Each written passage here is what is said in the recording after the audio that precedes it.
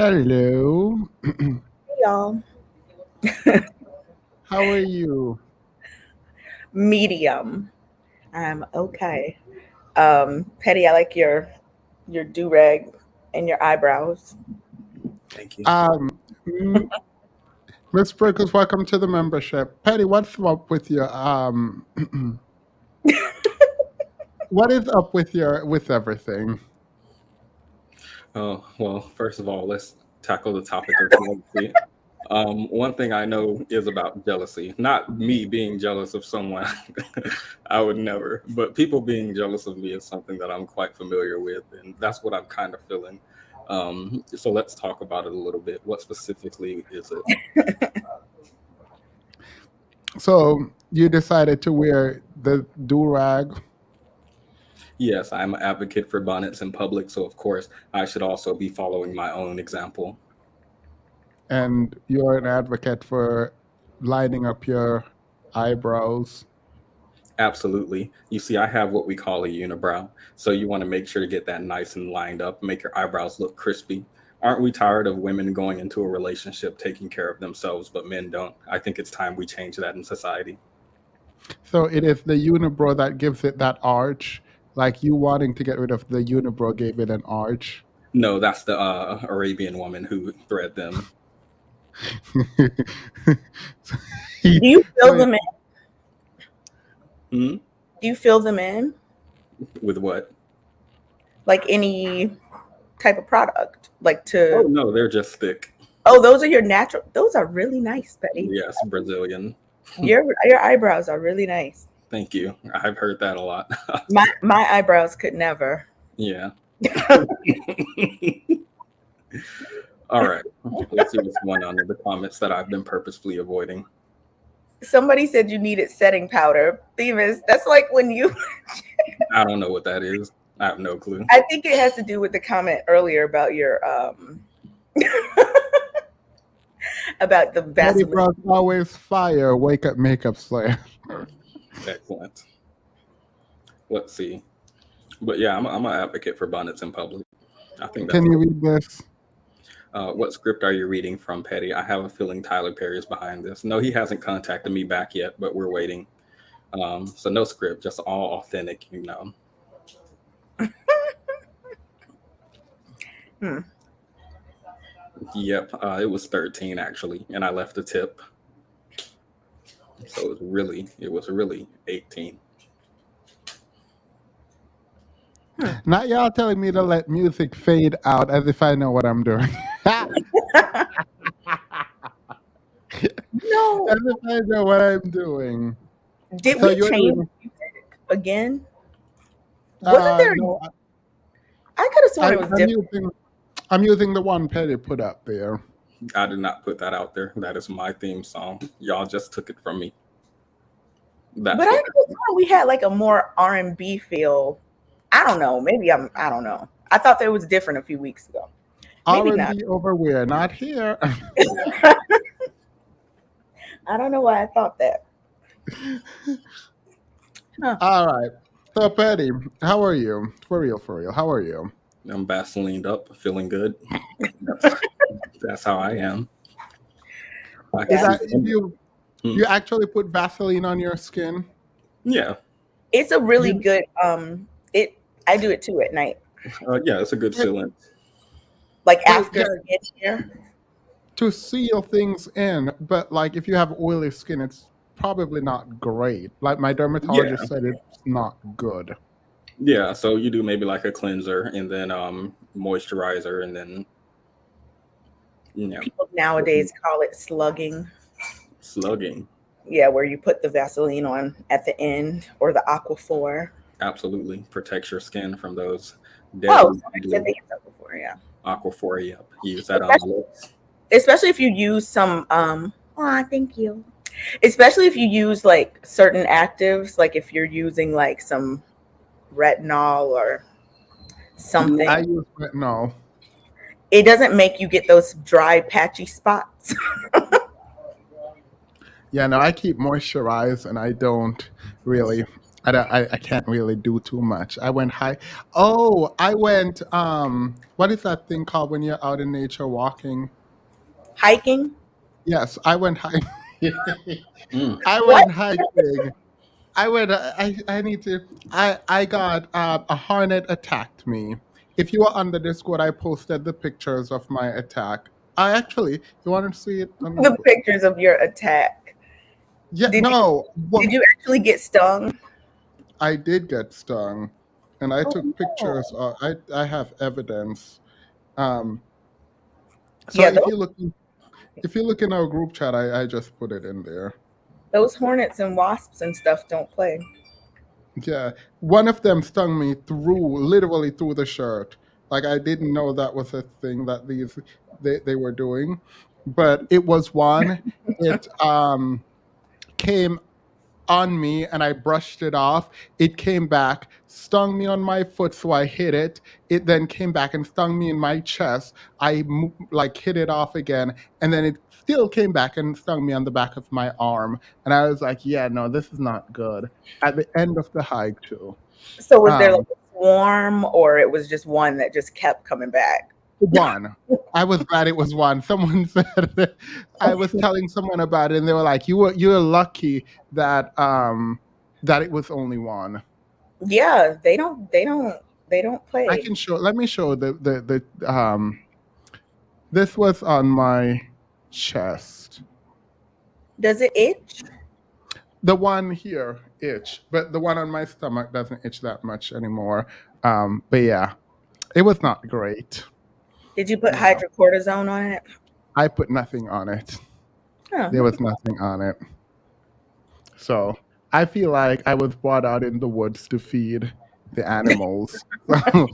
So, so period. That's all I was trying to show off right now. At least someone caught it, because I mean, period. at. All right, but how are you, Kay? Doing good. No storms. I'm in the basement though, but not because of a storm. Everything is fine. Somebody, oh, let me not say anything. Somebody in the chat asked a question. Y'all are Oh, surprised about the hornet kill? I'm from the south, so the mosquitoes they'll grab your socks and pull them down and bite your ankle. So, I thought hornets were like bees, where they can only sting once. These they come back. They're like fighters, like through shirts, through shorts. Yeah, they're just stinging. Um, but I wanted actually to talk to you guys about marriage and relationship and monogamy, because I screenshotted a conversation that was happening online, on Facebook. I removed all their names because it's kind of dusty. I didn't show you guys the conversation that was happening on Facebook, but I screenshotted them so that we can talk about them. And I want to hear your opinions, and then we're gonna have hopefully a broader conversation about whether or not marriage is dead, or it's a bad investment or a good investment. Um, to not hide my hand, I think marriage is and can be a beautiful thing. I like love. I like the idea of love. I wish more people cared about commitments and being faithful, fidelity. I wish more people engage in activities that would foster meaningful, caring, kind relationships.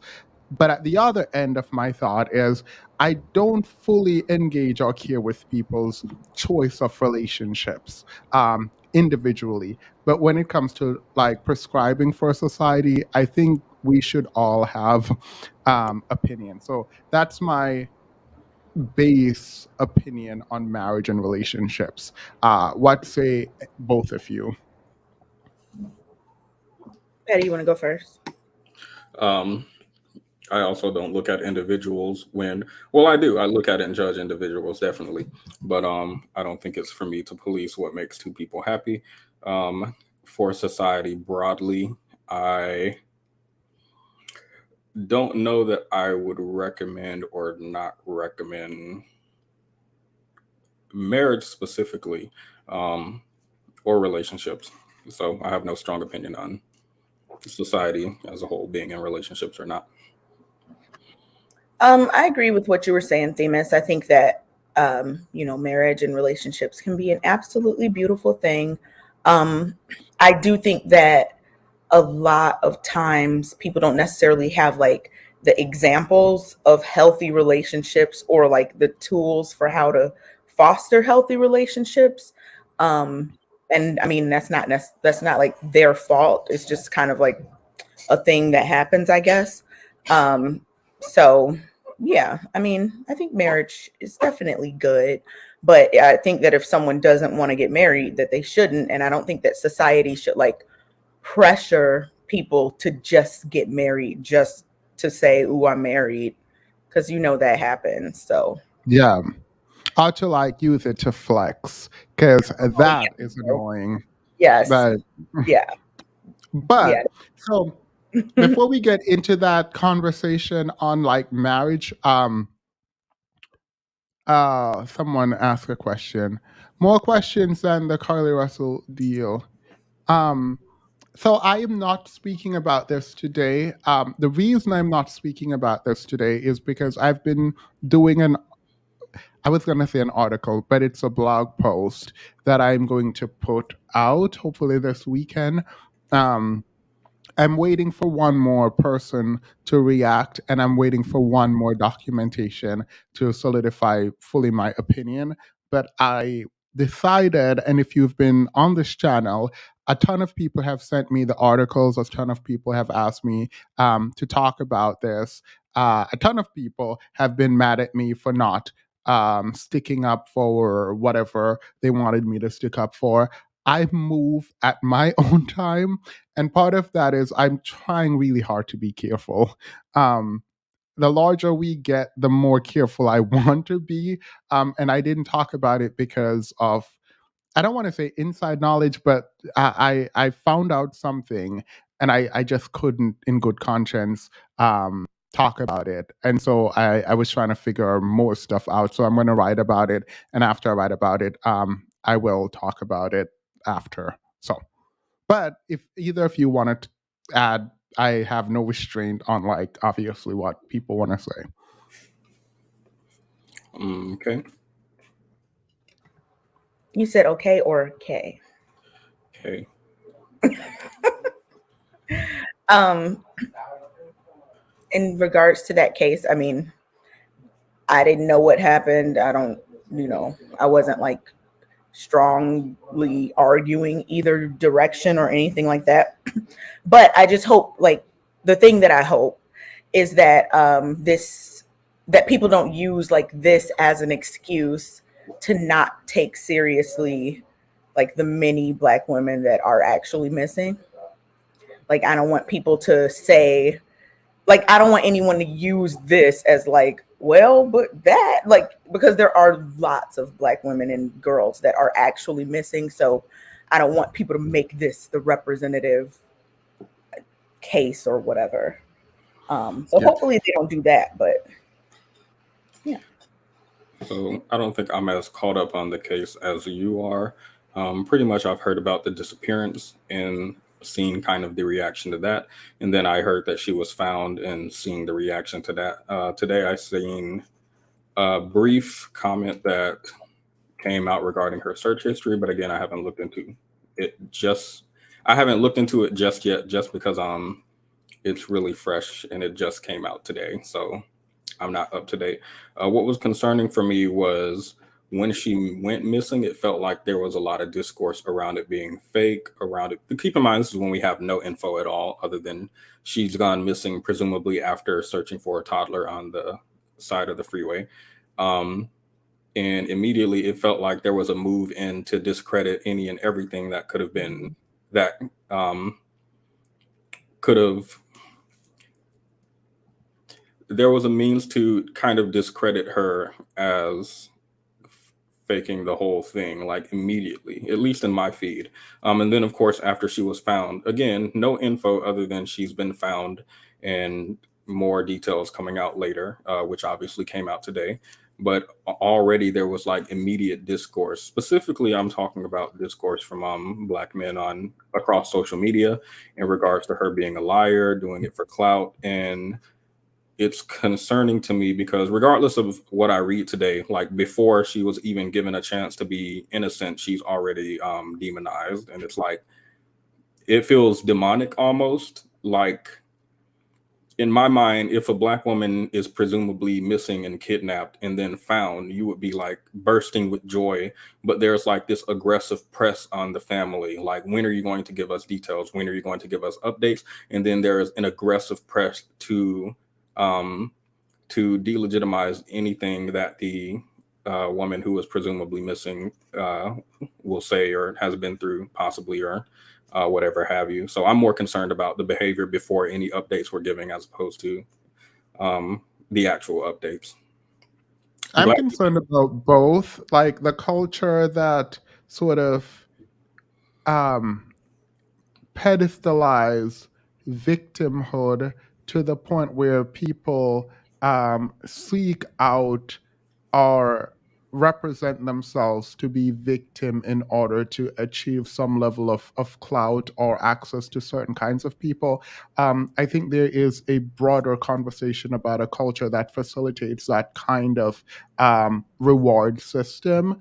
But I also agree with you regarding the sort of response without knowledge to something like this, and the fact that there was no sort of acknowledging that this is a reality, a possibility that it definitely could have happened. Because if we look at the stats, again from Chicago, for example, what happens to Black women, I think the fact that we were so quick to reject it says something about us as a society. But also, I think when we think about the individual who engage in the behavior on a psychological level, there is that issue. It's the Justice Smollett effect. I don't think we should discredit discourse around that. But also, I think a broader conversation about a culture where victimhood um, feels like it is being rewarded, and why people would engage in achieving certain level of victimhood as a way to be themselves pedestalized. I do think there's a broader critique on general culture I to be mean, had. would we be having a critique like that if this were, to be frank, if this were a white woman? I think back to even Lauren Smithfields was like immediately upon seeing the type of discourse that Black men specifically, I don't No, care no, no, about. no, no. Hmm. I think you're doing two things. I agree with you. Hmm. The reaction to her missing without evidence is disgusting and should be critiqued. I agree with that. Okay. Separately, her lying on an individual level, if she lied based on what she was Googling before she went missing, which the fact that you couldn't set this up better is also a problem. So I think that needs to be analyzed and should be critiqued. And I think it's fair to critique that. And then a third level that I think a lot less people are engaging in is the sort of race to victimhood, and the culture that promotes that kind of wanting more badges of victimhood to sort of be elevated in some ways, where victimhood is seen as powerful now. And so we are going out of our way to collect victimhood cards. To be elevated. I think there is something there. This is not to say victims should not be rewarded for their strength. I think that's a good thing. So there is a kind of balancing that needs to happen about how we engage with a culture that seems, from my perspective at least, to promote the need to be a victim in order to achieve social clout. Well, who's promoting that culture into who? Because I mean, this is I a. think, Mhm. go ahead, sorry, I didn't mean to cut you off. When it comes to a Black woman um, who wants to engage in victimhood, I think, I don't know, it seems distasteful to me that this specifically is the case where we would look at, um, where we would start doing an examination on the need to be a victim culture, especially when it's That's That's not fair. That's not a fair. I think around the LGBT community, there has been, at least from the right, a pushback as to they call it woke culture, and the right is very reductive in their analysis, but there is some analysis around the culture and quote unquote woke culture coming from the right. To pretend like this is only happening now, I think is unfair, but the way it is happening now is something that I would give to you and that needs to be analyzed. Well, I can clarify. I'm not saying it's a new phenomenon by any means, and I do acknowledge to some degree, I don't know to what degree, that it exists. But specifically, I'm looking at optically that it's for the reasons you mentioned before regarding the Chicago study, for example, that came out, or the way that people online tend to engage when Black women are specifically are an alleged victim. Is this the right person to tie into an analysis like that? Just optically, doesn't it kind of take away even more credence that Black women already don't have insofar as being allowed to be a victim? Yeah, no, I don't think we should own this. I don't think we should shield bad behavior in Black womanhood. I don't think we should. And if it's pathological, then it's pathological and it needs to be dealt with medically, right? But I don't I would be weary of saying because she's a Black woman and Black women do experience disproportionate kinds of harm because she lies about the harm that she faced, which is true for a lot of Black women, that we should not analyze her lie in a sort of broader cultural context. I think that kind of protection would breed um, bad behavior. I mean, at least from my analysis. So it's not that I'm seeking to protect this specific individual. It's that I'm looking at a discourse online where this specific individual is sort of being piled on, and her experience is being brought in, like it usually is, to say that Black women do this all the time or whatever have you. And this is why we shouldn't believe Black women. Or being used to discredit what we know is a reality in the community. So I'm not seeking to shield or cover up someone's bad behavior. I'm looking at someone who's already being piled on and asking what I think is a fair question regarding should we add into the pile on, even if the critique is valid. I think that's a fair question. And I think also that's a fair concern. Um, the I'm trying to put this as delicately as I can because I remember when Justice Smollett came out, the French actor. I dragged because he deserved to be dragged. Um, Here, I understand the impulse to not want to do that. Um, there are, and I probably was wrong about the way that I approach Jesse.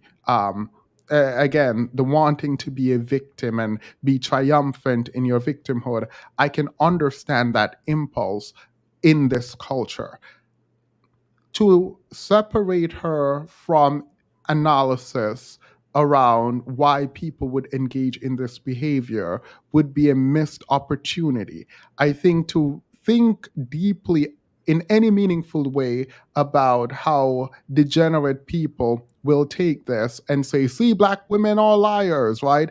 To use that and have that animate the way that we engage in meaningful discourse is a disservice to academic rigor, right? You don't engage in conversation thinking about what degenerate people are going to say and how they're going to use it when we can be honest and truthful and we can find nuance in situation. Because other people can find nuance doesn't mean they don't exist, and it doesn't mean that we should hinder our analysis or limit our analysis because we are catering to a group of people and we're refraining from giving ammunition to other people. If it's ammunition there and they want to use it, go ahead and use it. And it does sometimes feel like we're in a battle. I don't see myself as in a battle. I see myself as trying to find truth. And the way that comes out sometimes put the people that I love the most and want to protect the most um, at center stage to be critiqued, and that's not the best place to be for anyone.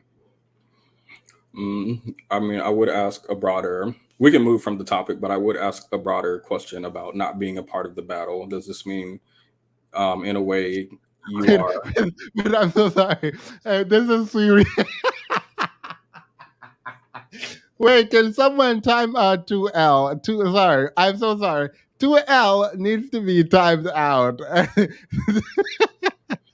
Sorry, go ahead. I will let read some super chat after you go ahead, but 2Ls need to be in timeout. Go ahead. I was going to ask, in a way, do you become sort of a bystander in this battle when there is a metaphorical noose being used to hang someone and we observe as opposed to picking a side?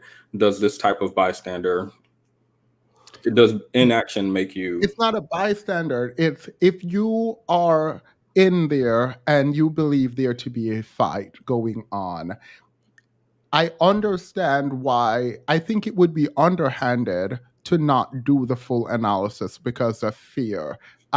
If we are wrong, generally, it is okay that the quote unquote other team, I don't view this as a battle, but it is okay that the other team, in their rightness, has something to use. Because at the end of the day, I don't want to win whatever battle is happening. I want the right people, the good people, to win. And if that means I am wrong, then I am wrong, and I'm fine with that. Okay. Like I don't want to win because I want to win. I want my ideas to be victorious because they were right. Okay. I mean, I'm not necessarily opposed to the analysis. I think, assuming it's nuanced, it probably would include something about how society does kind of bar Black women from victimhood, and how this type of intersectionality of being a Black woman, and not being able to engage in that might give different reasons for a Black woman to engage in something like this than another race of woman, for example. But I'll rest there. Do you think if it were other races that we here wouldn't do the same analysis? I don't think I would ask to be as careful in the analysis. I don't think I would be as opposed to it. All right, but that would mean that we are extending some level of grace. Yes, specifically to a more marginalized group. Yeah. And that's fine. I try not to use group identity to shape my analysis. Like I go out of my way. I'm careful when it comes to Black women in particular. I have to own that bias. But even when it comes to Black women, if there is an analysis to be done, I try my best to not let my beliefs hinder my reasoning. I want my reasoning to reign supreme over my feelings. Because I am not on quote unquote Black woman's side because I feel like I want to be on Black woman's side. I'm on Black woman's side because I think the research and reasoning would lead you to that side. Yeah, and I'm not saying, of course, to completely remove someone's accountability through and going over their head to a type of systemic analysis of a phenomenon as opposed to focusing on them, but simply looking at how living in a society like this might affect that individual, and gear them more towards that behavior. Of course, I wouldn't use that to remove their agency. But yeah. Yeah, to do that would give every degenerate an excuse. Yeah, of course. Yeah. All right, let's read some super chats and then get into it. Yeah. Skylove $85. Thank you. Her wig and her got equal attention. Unfortunate because when other women go missing, their accessories, surgeries, etc., are not put under a scope. Why did you write it like that? I understand what you're saying. You should have. I wish you had just like changed the order of this, but I didn't notice there was a conversation about her aesthetics, her aesthetically. Thank you, Skylove. The Sanderson sisters to Moth, $4.99. Thank you. Yes, Petty took the words from my mouth. I was side-eyeing the Shade Room comment section. People were doubting her and dragging way before any updates came out. Yes. Yeah, I think that's something that does need to be addressed. Petty and I are in agreement on that. Ultimate Enigma, thank you for the $5. Black women are reeling from secondhand blowback. A collective, really, sis? Sloppy planning 2023. I heard about. There's nothing funny about this. I'm so sorry. I'm annoying because I laugh. Why would you be Googling? Like, you didn't even go incognito on your Wait, phone. now, I heard she Googled 3 things: the Taken movie, which she had a history of liking, that could be completely unrelated; Amber Alert, which if I see a child out on the highway, I'm not going to get out. I'm going to try to make an Amber Alert. And I completely understand somebody asking, does this cost money? And then what the last thing she Googled, I'm not going to say on here because I was confused. And I don't think it has anything to do with this. I'm sure you were confused on the last thing she Googled. I would like if my thing is, I'm not saying you should be a good criminal. I don't think that's a thing, but why are you googling these things on your phone? Like, do you not know when we had the riot, the rush on the Capitol? We could track people's phone. We saw who they call. Like, any watching of that news coverage should alert you to the possibility that your search history, call history, your devices can be like scrubbed for information. And that was just poor planning. I mean, good that it was poor planning, but like just whew. I hope I'm wrong. I haven't watched the press conference yet, so I'll watch the press conference. Incognegro, $5. Thank you. I think everyone would benefit from embracing their inner alien X, but the greatest privilege is time that most don't have. Shout out to Ben 10.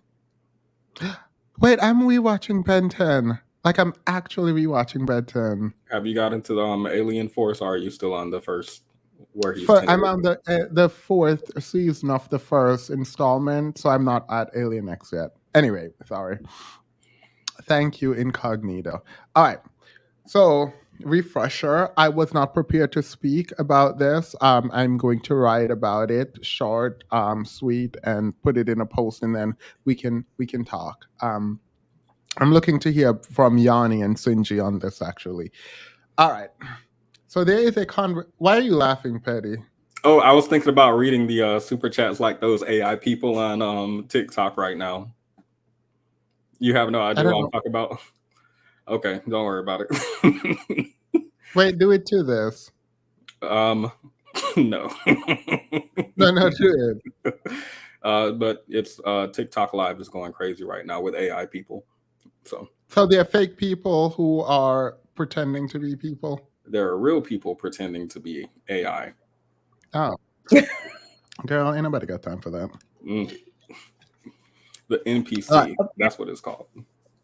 Yeah. And apparently some of them are taking a bunch of money. So now everyone's trying to $400 an hour for me to get online and for 4 hours? Absolutely. Petty, if I'm scrolling my For You page and I see you doing that, I'm gonna laugh. So just know I'm getting paid. That's what's important. Is that a do-rag? Dragon Ball do-rag? I don't know what a Dragon Ball do-rag is, but this is definitely a do-rag. Yes. All right. So there was a conversation, by the way, this is why I wanted to come to you all, happening online on Facebook in particular. This man, I don't know where, decided to post because he had things to get off his chest. And I want to get your reaction, but I also wanted to play some videos afterwards. So can someone read this and let's talk? It seems to me the concerns / criticisms monogamous folks have about non-monogamy mirror anxieties they already have in their monogamous relationships anyway. Yes, usually. And they get so excited when open / non-monogamous relationships fail, like their monogamous relationships don't fail. Bingo. But what if my main partner falls in love with someone else? Whether you admit to it or not, that thought exists That thought exists at varying levels of intensity in the back of your mind anyway. Also, your monogamous partner can leave you anyway. We have words for that already: breakup and divorce. I don't want to share my partner with anyone. You already may be sharing your partner unbeknownst to you, lol. And your partner having other relationships doesn't mean you still can't or won't be the primary partner. Also, you both have the freedom to determine what sharing looks like and feels like. Also, you already go out of your ways to that supermarket 4 miles away because you know that one hot store. I don't know what that could be saying next.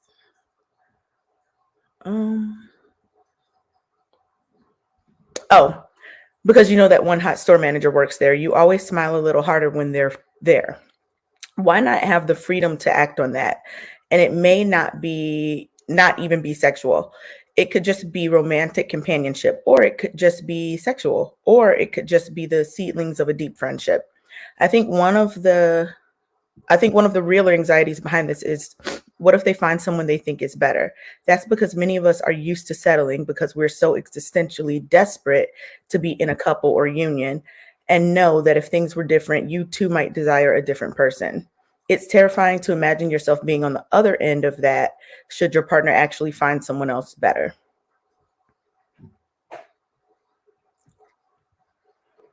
By the way, these people had things to get off their chest. They were mad.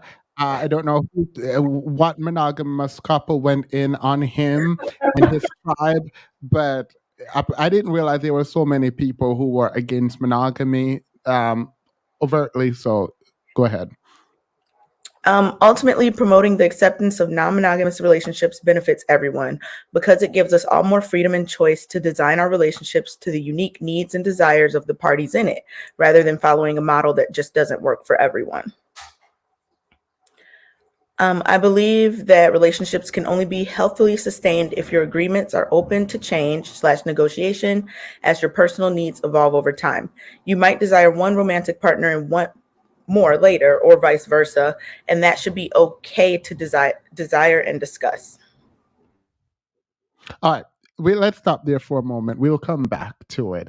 So, the question that I wanted to pose as I'm reading through it is monogamy something that just restricts too much, and should people be allowed more generally in American society to engage in different kinds of relationship legally? You mean because people can engage in these relationships all they want? You mean like marriage wise? Mm-hmm. I don't know. I mean, I don't care. I think people should, if they don't want to be monogamous, they should make sure that they're with someone else that also is on that same page, and make sure everyone agrees. But in terms of like the legality Let of, me let me rephrase it then. This seems to be pushing back against the idea that monogamy is a good thing. The author of the tweet or the Facebook post seemed to suggest that there is an anxiety in people, which is why they gravitate towards monogamy. Where he believes there is a broad range of kinds of. I'm too jealous, by the way, so whatever. But there is a broad range of sort of coupling, peering. Well, I'm using two actually. Engaging with people that might be more beneficial. Do you believe this is more beneficial from on a societal level? I don't think so. Probably not. Why? I guess it would depend on the type of polygamy, but I feel like this would create a society where a few people have a lot of partners and then most other people don't. Since most people are heterosexual. And then if we're in a polygamous society where I guess I'm thinking of one person with a lot of partners, but if your partner also has a lot of partners and their partners have partners, I guess it wouldn't be just a few people at the top and everybody would just be basking in each other. I feel like this is impractical and unrealistic from like a time management standard, from like tracking who has what diseases, making sure everyone's engaging in safe sex. Like this feels like a lot of work to make sure you don't have anything, any children out there or any something TDs coming All right. back to you. I think the first paragraph, I don't really care about that. The first paragraph of this highlights the problem, I think. And it's so weird to me that we're just all supposed to shut up and be quiet with these desires, suppress them in our coupledom because we've made a monogamous pact. Want me to read the second one? Yeah, until the period. Okay. There's something captive about monogamy that's unsettling to me, but I also know that possession and ownership are still problems in the non-monogamy community. All right. Does it feel hedonistic? Is that too mean a way to put what the first paragraph says? Like, does it feel like, because the reason I find this important is I feel like at bottom, human beings, we are animals, and as we evolve, we are better at controlling some of our needs. Like, we don't act on every impulse. We are better at controlling how we feel. We can even control ourselves to the fact that we can go hungry for days without engaging in bad behaviors to fulfill that craving that we have. But there is something about this that feels like it's saying that's bad. I know. I get what you're saying, because I agree. Like, I agree with that to an extent. Because why? I don't think that it's just like, oh, you see somebody cute at the grocery store, that means you don't like monogamy. Like, I don't think that just because, I don't know. I think that was that same person? Like, all those comments were the same person? Most of them were the same person. Yeah, I don't, just based on those comments, I don't think that it's as simple as that. Like, I don't think it's like just because you find someone attractive that means you're captive in a monogamous relationship and you need to get into a non-monogamous one. Like you said, I mean, yeah, no, I don't agree with that at all. It's almost like he or she, is it a he? I don't know. It's a he. It's almost like he's like pushing for people to be like, almost like he's like saying that other people are uncomfortable because of like basic human things like finding people attractive. Like, oh, you must be uncomfortable in your monogamous relationship because there's someone cute at the grocery store that if you weren't in a relationship, you would talk to them. Like, that doesn't make sense to me. That does not mean that that's true. I think that's I think that's a reach. Because I don't think a lot of people in our society, many people can't even function in a relationship with one other person, let alone multiple other people where you're trying to make this work. So I think that some people look at it more in terms of like those desires and things like that, but don't really think about like all the other aspects that come with working together as a collective in like a polygamous situation. Welcome, Tasha. Go ahead, Patty. I don't think it's inherently hedonistic. I think he specifically, and I think generally men, because it's mostly men who promote this, who present this idea, are hedonistic, and lack a sort of discipline sexually. I also think he's projecting, if you're saying most of these are his comments, he's definitely projecting, because what he said earlier about we all go to the store sometimes and flirt with the grocery lady, but we can't act on it because monogamy is forcing us to be faithful. I think he's projecting there. I don't think everybody has like fantasies of cheating on their partner or going out to flirt with someone, even if they do find people outside of the marriage attractive. Exactly. But no, most folks stumble over. Some creatures are wired for it, others not so much, and humans are in that mix. Can't help but wonder if we're wrestling nature with some of our society's norm. Yes, Like, and why do people pick? It's very like funny the things that people pick to talk about what we're wrestling with nature about. Like no one's gonna be like, man, I got this phone. I think we're wrestling with nature. Let me get rid of my phone. Like it's always like very specific things that people want to use this nature argument about. I mean, a lot of things we do, people evolve, mentally and all these other things over time, and things just change. I don't think it necessarily means you're wrestling with nature. Nature also changes. Normalizing non-monogamy promotes non-monogamous relationships as equally valid, not superior, to monogamous relationships. This enables people to freely choose and enter into the relationships they actually want to be in. do you guys respond to that? I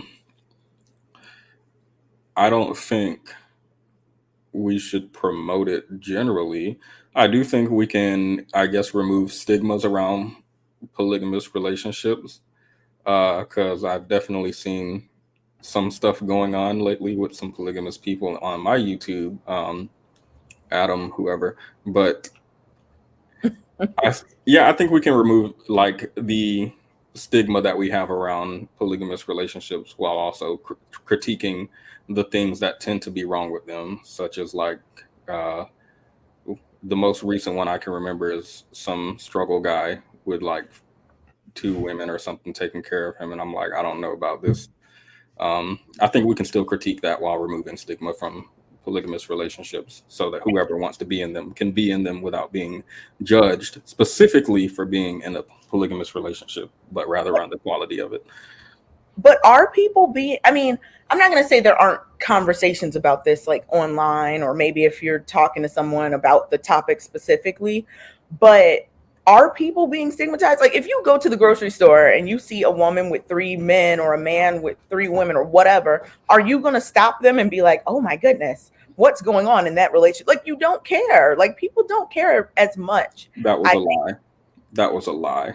I don't think people care as much about like what, I don't think people care what you're doing as much as you might think they do. So if a man, for example, this is just an example, I don't know if this is like happened in the real world, but if a man were to come online and say, I sleep with other women and my woman, she's sleeping with other men, you think everybody would be like, oh, okay, don't nobody care? No, not I everyone. mean, Not everyone wouldn't. But like, let's put Destiny does this, and he still gets a ton of respect in like the community, his community. and it's different when you bring it as a topic of conversation and ask for people's input. But I'm talking about just living your day-to-day life. Now, if you're online, like, come on, accept this, what I'm doing. And, people are going to say whatever they're going to say.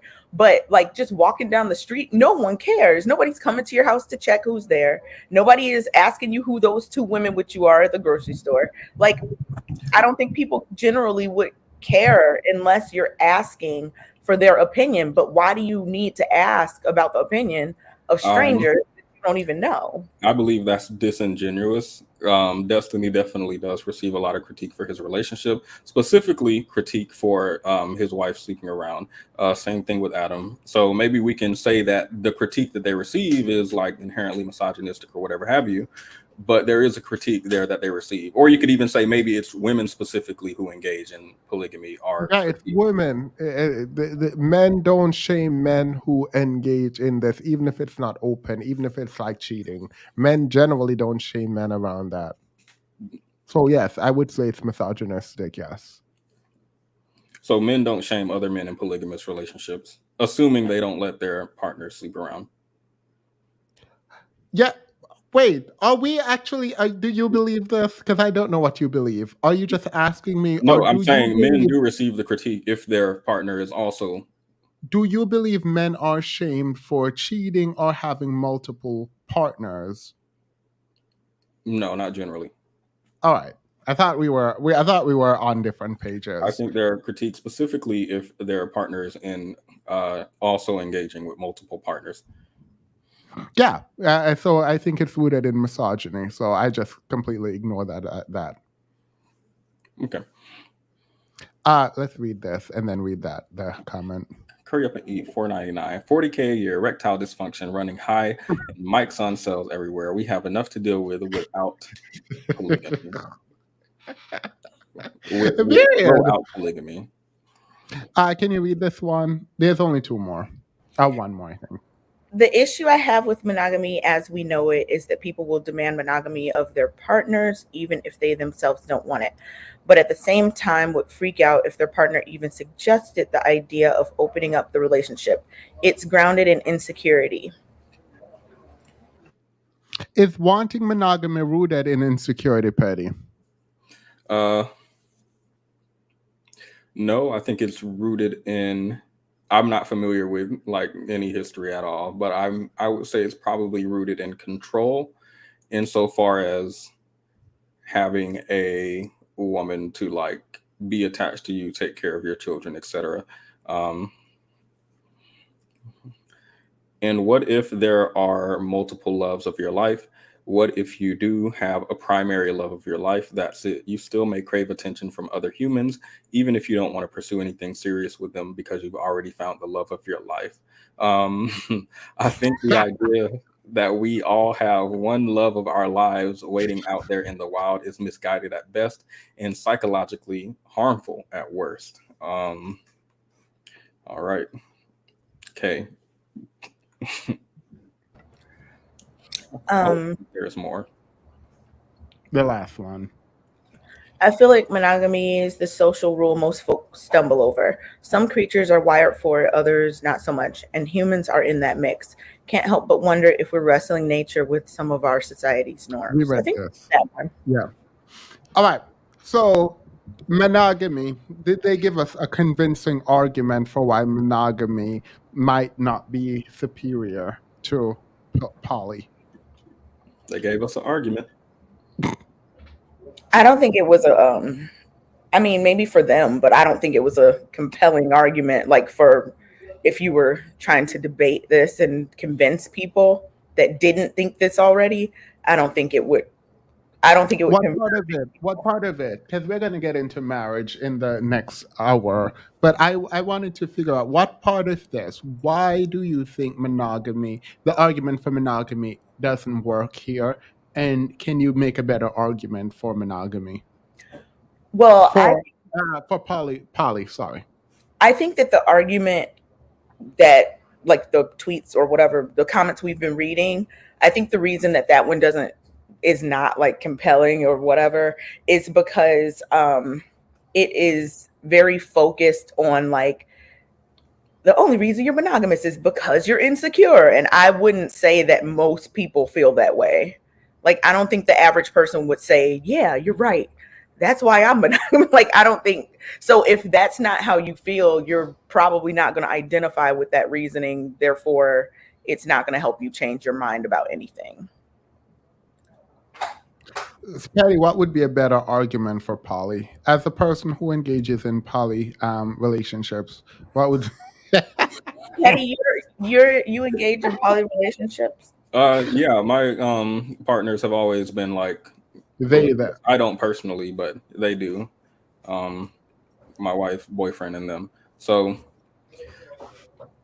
I don't know an argument for polygamy. I don't know why you asked me what's a good argument for polygamy. I guess if there are. Why do you do it? Huh? Why do you do it?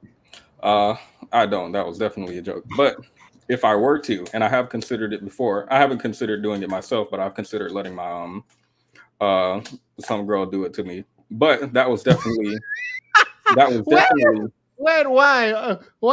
There's a CU, whatever. So why?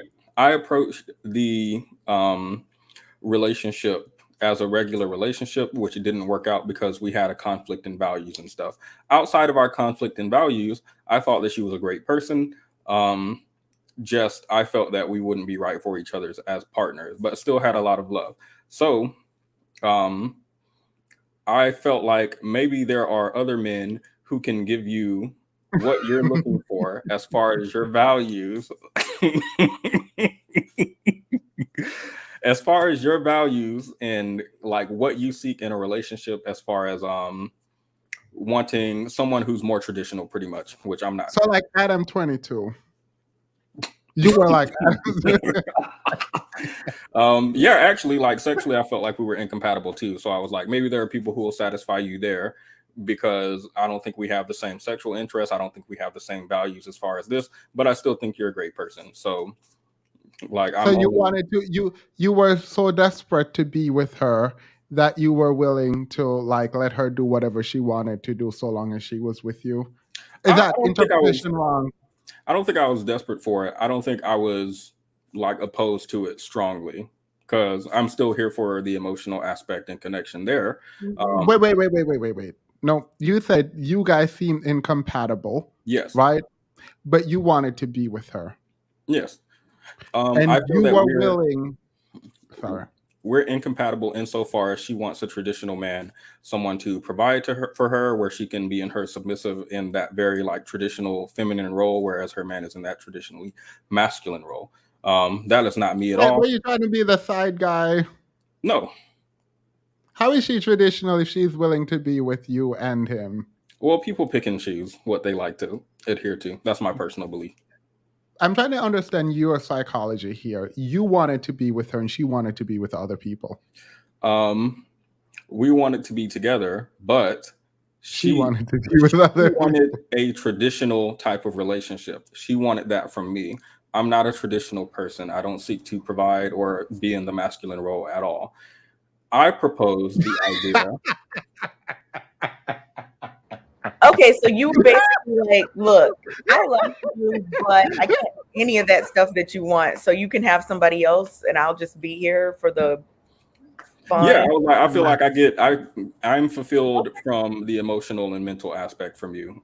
The other parts I feel And like you're are like, somebody else can do all that paying and protecting and providing. yeah, all that sex, like ill, yucky.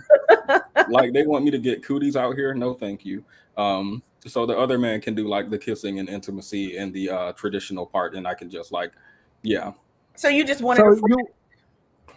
you What's Hmm. the difference? You just you wanted just wanted a friend. Yeah, I mean, yeah. what? I'm so But I'm also looking at okay, evaluating in therapy. What are the boundaries between a friendship and a relationship outside of sex? Um, which most people would say like the level of intimacy that you have with someone mentally or emotionally, but that's something that you can even have with like your best friends. So the line between those two things feel blurred, at least in my life. So I mean, that's something I could explore more. so you You wanted know, listen, a friendship that like would be inappropriate to have with someone that's in a relationship, basically. Like a closer friendship. Yeah, we'd be really close friends. I don't know if it would be inappropriate to have while you're in a relationship, though. all right. So just to understand that I would love for you to connect the power of Alien X to a lot of foresight whenever you get the where that alien emerges. Blew my high school nerd brain when I consider, oh, I know about Alien X because I watched before about the two people in Ben who they have to negotiate before he can make an action. I will. Thank you. I'm not going to say incog. I'm not saying this. All right, Petty, we're coming back to you because I feel like this is important stuff. And as your friend, I'm here to help and not make judgments or laugh. I feel like you're brushing over the emotional meat of the matter. What I mean by that is it feels like you're brushing off what. Do you feel like it's unfair to question this? Should we just move on? No, you're fine. I haven't gotten a text from her. She watches, so she like prefers I don't discuss stuff online. But I haven't mentioned anybody by name. So Is it kind of intrusive though? for me or for her, I don't know about her, but I'm fine. All right, cool. So, when you're with her, you wanted to be with her, like you wanted to say, "This is my girlfriend," Yep. but she wanted someone traditional. Yeah, and I also want someone who's more egalitarian, obviously. All right, so she wanted someone to provide for her. Yeah. Outside of that, we also have other values that we're not aligned on. But you were talking about the traditional part, the providing bit. That too. Yeah, that's a part of it. So is it that you couldn't provide, No. but you didn't want to? And first we got to talk about what is providing, because I'm on a janitor 2 salary, and back then it was a janitor 1. So you just wanted her to go find a man who can give her money, and you could be with her while someone else pays her bills. I want you to find someone. If I'm not going to do something that you want, I don't think you should settle. Personally, I don't think you should lower your standard, which she was willing to do. And I don't think you should seek out someone egalitarian if you want a traditional provider. Why would Then I? why not break up? Why not break up and let her go find her man? We did break up, but we discussed it again down the line. And you were wanting her to be with you and also be with someone who can provide. So we stayed friends. Down the line, I was enjoying the friendship, and I was like, okay, we're incompatible in these areas, but I actually think you're a very sweet person. And I don't get jealous when she tells me about she go out on Tinder or Hinge or wherever and find partners. So I'm like, okay, if I'm able to engage in this without feeling jealousy at another man, why not? So again, she wanted a provider, and you wanted to be with her while someone else provided for her. Absolutely. Yeah, period. He wanted the weight off of his shoulders for like all that other stuff, and just kind of have the enjoy the friendship and the relationship part. Yeah, like he can do the Do sex. you think that's fair? To me or to her? And the other person. To the other person. What? Yeah, I think it would be fair. Why? I mean, I guess if everybody agrees, but wait, so Petty, would you talk to the other person, or did you want her to like set this whole thing up? I mean, if he comes at home and I'm on the couch watching his TV. Hey, what's up, man? You need me to leave for a couple hours? All right, I'll be back when you go to work. Yeah, sure. That's fair. It's fair to me. I haven't thought from his perspective. I don't think most men want to provide for us. I don't think most men want to be in a polygamous relationship where the men are the multiple partners and the girl is the one partner. So I don't know how fair people generally would consider it. Would you be allowed to go out of it, or was she satisfying you enough for you not to want to go out? I was satisfied. Yeah. Okay, so she was satisfying you, but you couldn't satisfy her. So you believe she should go and be satisfied. Yeah. All right. That's noble. All right, let's read. That's noble. Oh, you want me to? Insecure about these sky-high STDs and STIs. Curry up and eat, $1.99. One reason for polyglots of mango juice. What is a polyglot? Mango juice. That sounds like a Jamaican curse word. Murder magic tricks, $2. Choose better, but also choose polygamy. Yes, I think every woman should be polygamous personally. Incog that name, $2. Last part of the name is in Espanol. Oh, incog black. Got it. So you would do what Adam 22 did? I think Adam 22 is like the main partner, isn't he? Yeah. Aren't they? You don't want to be the main. Aren't you don't they want to be the main in a specific industry? I'm pretty sure that that's the case, right? Like, why are people? I don't think I understand. Yeah, it would be different because Adam, I think, also engages in that behavior. Yeah, I think they're both in an industry where they both work and do certain things, and I think they have an agreement about that. Like, I feel like the commentary that I've seen about that is like he's a punk or whatever type of thing, but it's like he does the same stuff. They all are part of this industry together. I mean, the more I think about this, I think about a high school relationship where someone was in my girl's DMs talking about, I'm gonna buy you a TV, I'm gonna buy you a new surround sound system, and I was like, are you gonna ask him, like, are you gonna say yes or no? Like, maybe this wouldn't be so bad for society. I'm beginning to be convinced. So broke men get with women who gets with rich men who provide for herself and the broke man. Yeah, if you think of society as a sort of pyramid where the wealth is hoarded at the top, I don't know what argument I'm about to make. I did. I mean, at least people know their possessions. And you All sort of right. like funnel the money to the bottom and give back to the working class. Yeah, I wouldn't be opposed to that. A period. All right. Interestingly, that theory is a Hotep theory about how black women should be used against the white system to funnel money back into the black community. I heard it and I almost choked. But you should look into this. I don't know about that, but You've never heard this? You should You've look never at heard this? no, that sounds wild. It is wild. You guys should definitely look into it. Instead of taking the money for yourself, you could be helping the brother out. Like, you should definitely look into this. But so as we transition into a more other topics, apologies, Petty, I didn't mean to stay on that so much. You have free reign to ask me any question you want. It doesn't mean I will answer, but you definitely can ask. All right.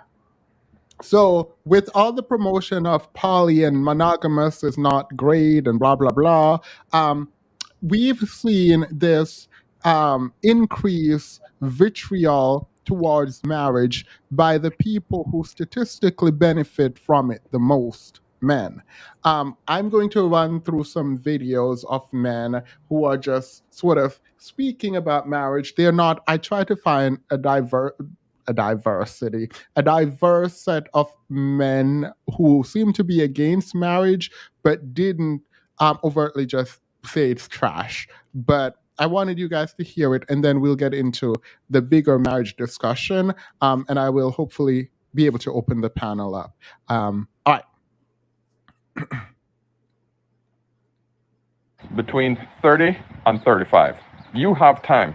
Women have a biological clock, you don't. It is best for you to build yourself, work on your money, work on your body, work on getting your network up.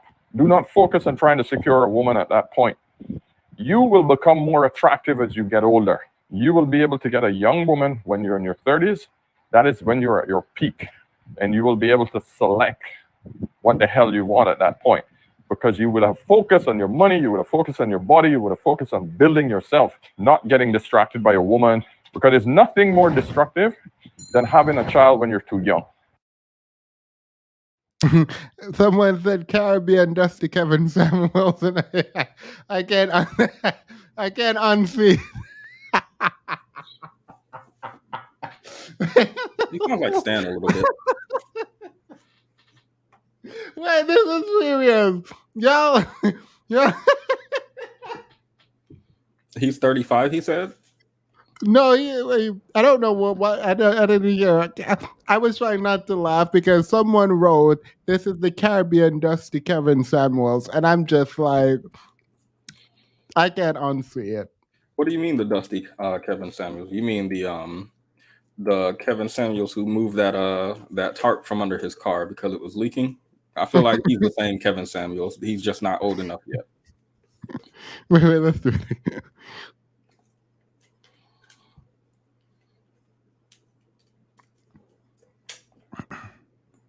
Not my computer. Oh. Over the last 4 days, I have had 7 men asking me advice on getting married, and they're all in between the ages of 22 and 27. Here's reality, gentlemen, and I'm going to make this very clear. Do not ever think about getting married until you're about the age of between 30 and 35. You have time. Women have a biological clock, you don't. It is best for you to build yourself, work on your money, work on your body, work on getting your network up. Do not focus on trying to secure a woman at that point. You will become more attractive as you get older. You will be able to get a young woman when you're in your 30s. That is when you're at your peak. And you will be able to select. You know, we talk a lot about the. What were you saying? What's interesting is how close it is. Like how close. But there's so much misogyny wrapped in it and no real useful advice. Like imagine telling men, maybe you should wait to marry until you get like some emotional regulation skills, till you work on your mental health, get some therapy, make sure you have a stable career, income, education. And then once you've built yourself, you can invite someone into that life, as opposed to like go to the gym until you're 35. This is when you can get a 21-year-old with no job or career, because that's masculine. And then at your peak, which he's at apparently. So, I mean, they were close. Well, they weren't close, but they were in the same room for a second. Men don't have a biological clock, apparently, so period. No, we know that men's sperm don't decline at all. There's no research out there about that. No research about men's bodies declining at all, or men dying early. There's no research to indicate anything such as that, right? None. Zero. We literally have like the world at our fingertips, and people still think the things that they think. It's very strange. All right, this one, I wish I could play it slowly because a normal speed, but this man don't even know. First of all, why is it why is the brightness and the contrast turned up so high? Like what is happening? Anyways, 50% of marriages end in divorce, and 80% of those divorces are initiated by women. And among women who have formal education, the rate is 90% of those women who initiate divorce. Now, I say this to you. There has to be an issue here with the divorce rate being so high, but not just that, the fact that 80 to 90% of these divorces are being filed by women. So I ask you, wouldn't you like to know what my top 3 reasons for the alarming failure rate of marriage are? Let's take a deep dive on this one. But first, let's elevate to a higher plane. Prepare for takeoff. What? Is that stock footage? Okay. What? You're on mute.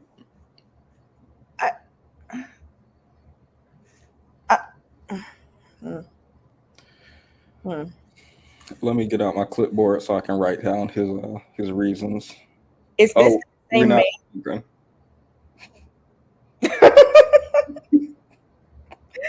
Peace. It's your boy Solar Mortal.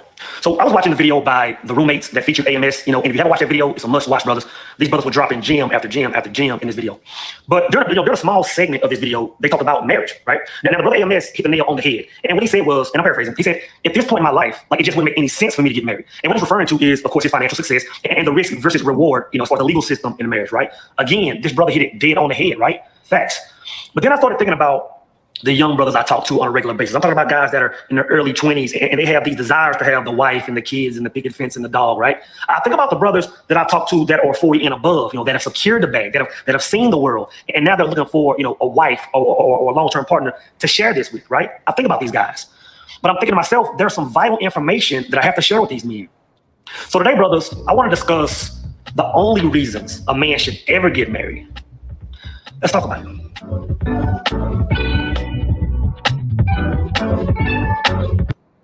So first, let's talk about, very briefly, why a man should not get married, right?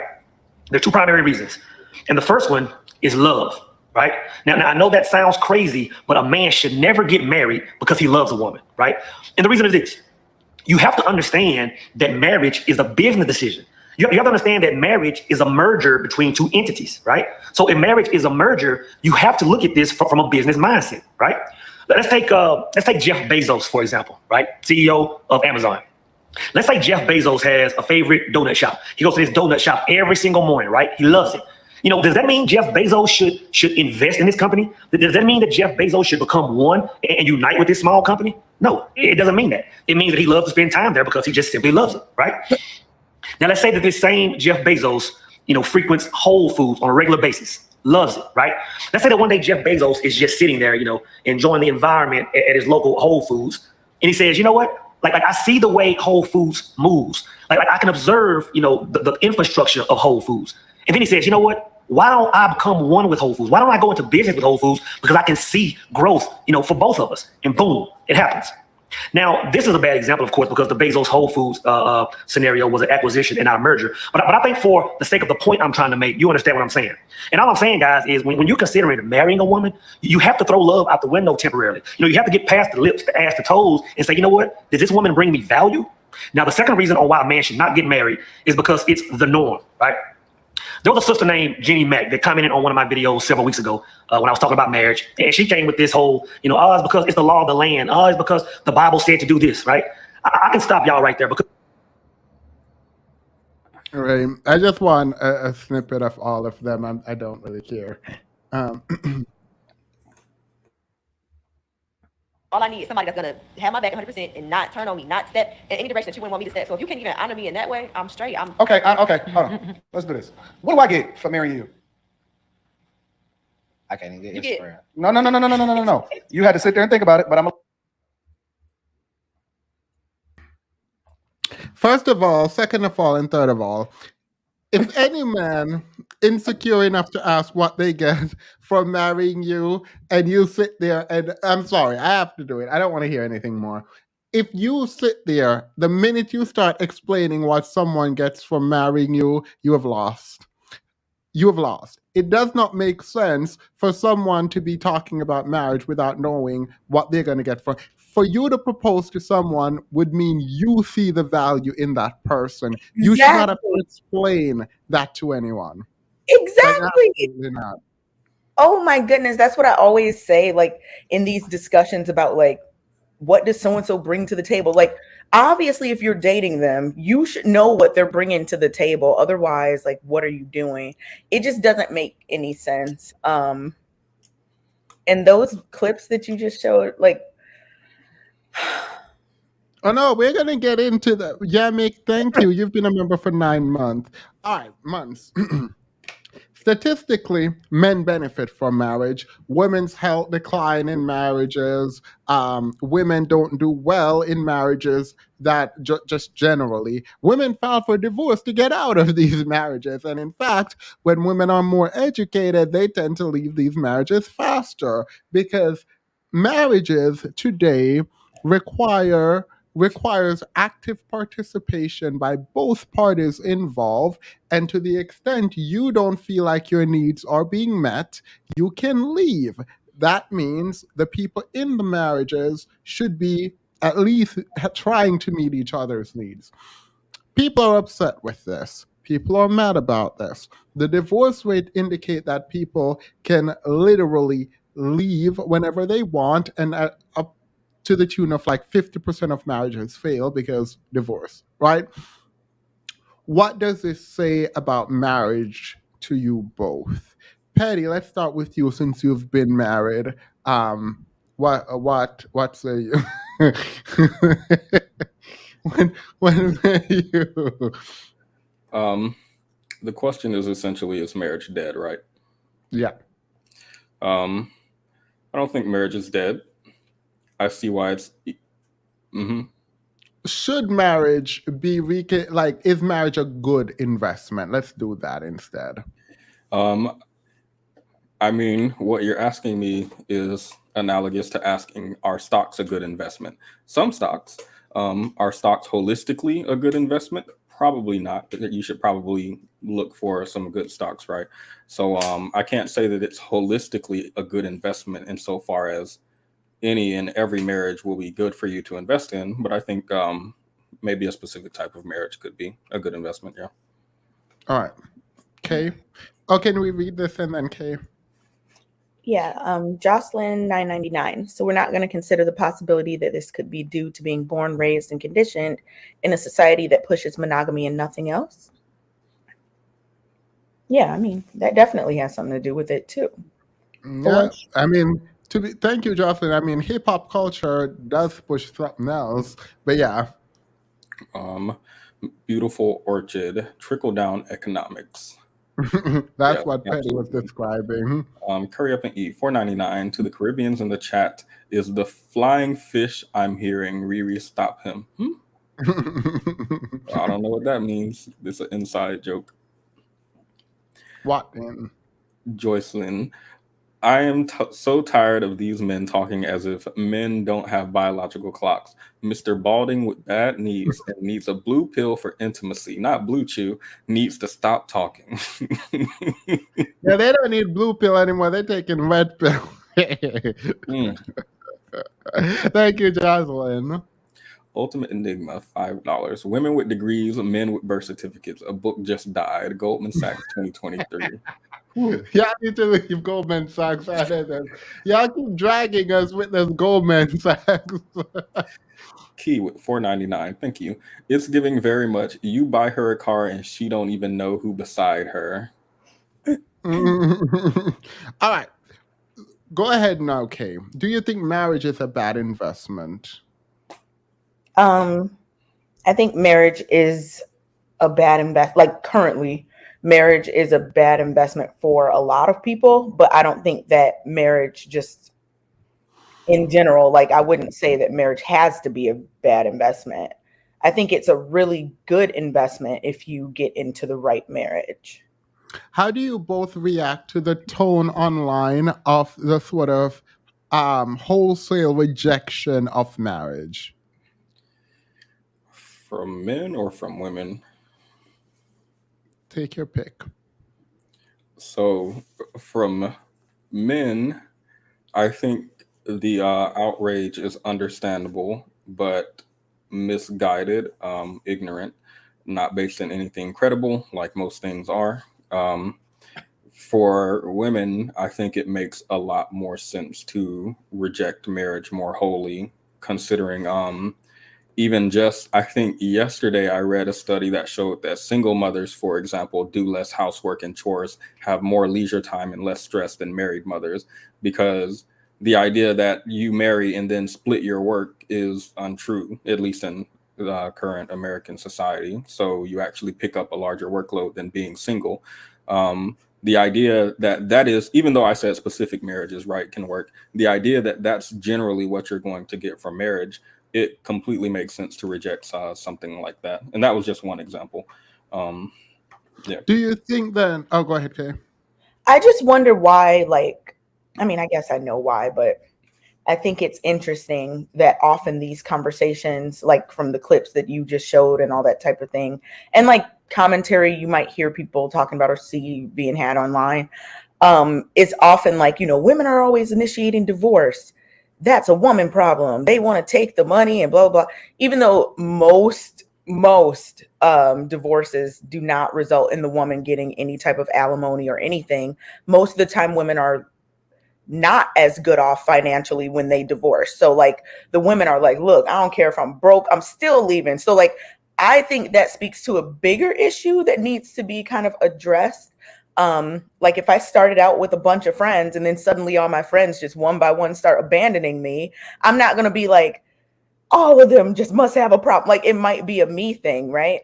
And I think it's just interesting that like a lot of the commentary doesn't address that, but instead like criticizes women for not sticking around, instead of like taking a deeper look into why are women that wanted to be married and tried to stay in these marriages, why would they leave despite it being worse for them financially? Because I bring up financially because that's like a talking point, an incorrect talking point that a lot of people use when it just isn't applicable to like the average person who gets divorced.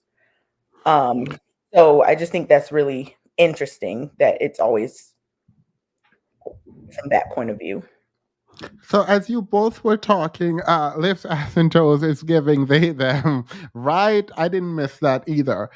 As you both were talking, the idea of sort of, let me be careful. The industrialization seemed to have fundamentally changed the ways in which men and women interacted. In some way, in a lot of ways, women gained a lot of autonomy and legal power. I think it would be a misreading of the anthropological history of women to say women was without power completely. I think there was a lot of informal power and control of knowledge that gave women power even when they didn't have ownership over themselves and land, right? But as we move into a sort of a new age, and we can include feminism in the conversation about autonomy and the right to leave a marriage. But with industrialization and the ways in which labor was negotiated, where men were to bring in the raw materials and women were essentially to make something useful out of the raw materials, there seems to be a kind of, in the name of progress, that has disappeared, and women and men are engaging in the same kind of labor, which creates a kind of competition amongst the people who are supposed to be complementing each other in their relationship. This is a heterosexual kind of relationship. And as I am reading, I'm doing a lot of reading now, by the way, just the history of interaction between men and women, it is becoming quite clear to me that the animosity is not just about envy, which exists, men's envy of women's success. And women's ability to compete in a world where they were removed from sort of the labor market because they weren't supposed to be able to compete. But then they're able to now do it and even do it better, even in the school setting, better than the men who created the system. How, like, obviously that would cause envy and a kind of struggle. Do you guys grapple with this in any way? And how do you come out on the sort of the ways in which we are structuring society does actually lends itself to create the kind of separating and animosity between the sexes? So, like in the past, you know, when women couldn't do certain things or weren't making, the amount of money that women are making now and things like that, um, and there was like more of a social stigma, like people were more likely to get married younger, stay married longer, all this type of thing. But like you said, like with the way society is going, women don't really like need to be married to survive or to have access to like certain opportunities like they once did in the past. So like with that shift happening, or it's happened, but like with the shift happening, I think that like a lot of people are kind of scrambling to figure out, wait a minute, what's going on? Because at one point it was like, okay, women needed to do this, but like nothing has filled in that gap for a lot of men. Like, okay, if the woman doesn't need you financially or to open a bank account or to do, any of these things, there has to be another reason why she would stay or stick around if that's not the primary, or I won't say primary, I'm not saying that's all that mattered, but like if that's not something that exists as strongly as it did in the past, like now what's the reason now? So I think that like men who I think I think a lot of men got to get real with what's going on and stop this whole like, well, we don't want to be married anyway. I think men do want to be married or be in healthy relationships or whatever the case may be, generally speaking. Of course, some don't. But I think that now a lot just don't know what to do now that their job isn't enough to attract a quality woman that they want. You can have money, you can be cute, you can be whatever, and still be single and mad. Like, so I think that people just have to be honest with themselves and figure out, well, what value am I bringing, instead of constantly asking somebody else what value they're bringing. So, to that note, do you think, because you've accepted that the sort of cultural shift does allocate more agency and power over self to women, do you think, Petty, the for there to be good male female relationships, that the woman has to be subjugated? No. Explain, because the podcast men seem to think different. For there to be good relationships or good marriages. Mm-hmm. Do women have to be subjugated? No.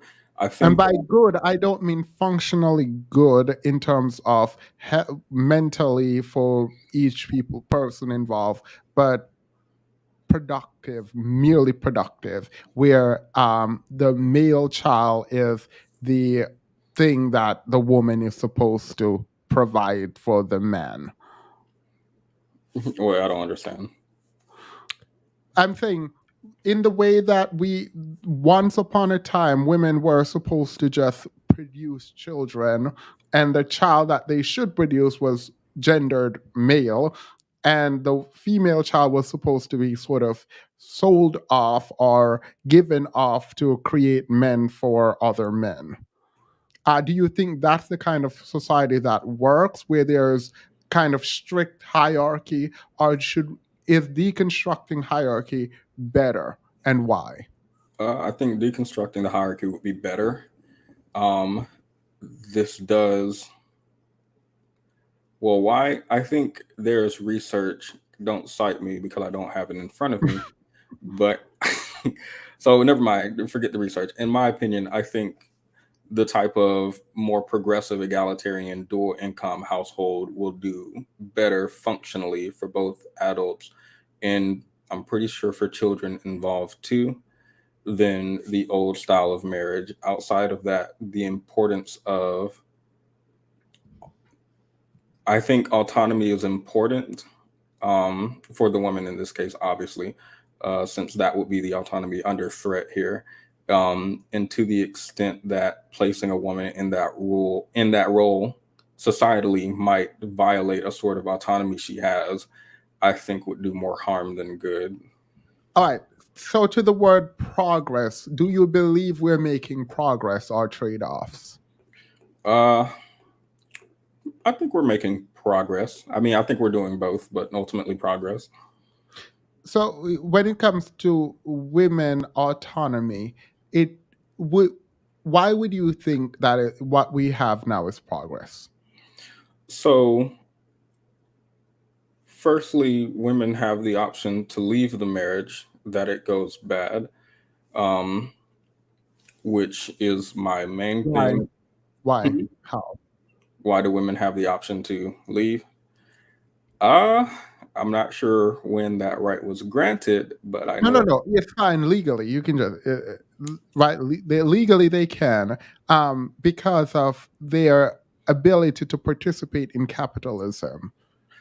So why is it good? I think to force someone to remain in a relationship that they don't want to be in is ultimately going to be negative for them. It's Aren't probably you forced to be in a relationship regardless whether it's a relationship? So when you're what I'm saying getting why at, is it when you're specifically asking me why is it good that women have why autonomy? is it progress? Hmm? How is it progress? I mean, I'm thinking of progress insofar as we've moved past the past. So, I mean, I'm Progress thinking, is an improvement of. So it would be sort of it got better. oh, so I mean, I think this level of agency is just generally good for people to have. That's why I would call it progress. So you're saying it has marriage progressed or just society? 'Cause- Society and women rights and role in society, because what I'm trying to get at is marriage is a sort of a piece, an important piece of a broader society. And if we're thinking about ways in which we have defined progress, for example, I think the pill for women fundamentally shift and gave power to women over when they reproduce. The problem, however, is if you actually look into the research around this, you find that women had per capita less unplanned pregnancy, but in terms of raw number, more unplanned pregnancy because risky behavior increased, right, in terms of sex. This is not a good or bad thing. There's no moral judgment being made about this. And what I am saying, though, is we started shaping our bodies, not just women, but with caffeine, for example. We started shaping our bodies around being productive as opposed to shaping society around our bodies, whether that be need for sleep, rest, childcare, all of that. It seems like the way we have described progress is productivity in a capitalistic way. Again, not critiquing this, but is there an argument that this is not in fact progress, and that we are actually sort of dehumanizing ourselves, and demoralizing ourselves in order to be more productive in a way that is antithetical to what human progress would be? Like, does that even make sense? Sorry. Yeah, so like you're saying, like the question is this basically feeding into like, let's say, our capitalist structure, instead of it being about progress of humanity? It's more so about like, we just need more people working, so women are now working. It's not about like freedom of women or anything. It's about, we needed more people, so now y'all are the people. Yeah. I mean, earlier, like whatever we were just saying like earlier a few minutes ago, that's what was going through my head, because I know that plays a role. Like most households, need two people working to function, at the level that they want to. So, and that's not just, oh yeah, because we want women to have rights. It's because, yeah, we trying to get this money. So I definitely understand where you were going with that question, and it's a good one.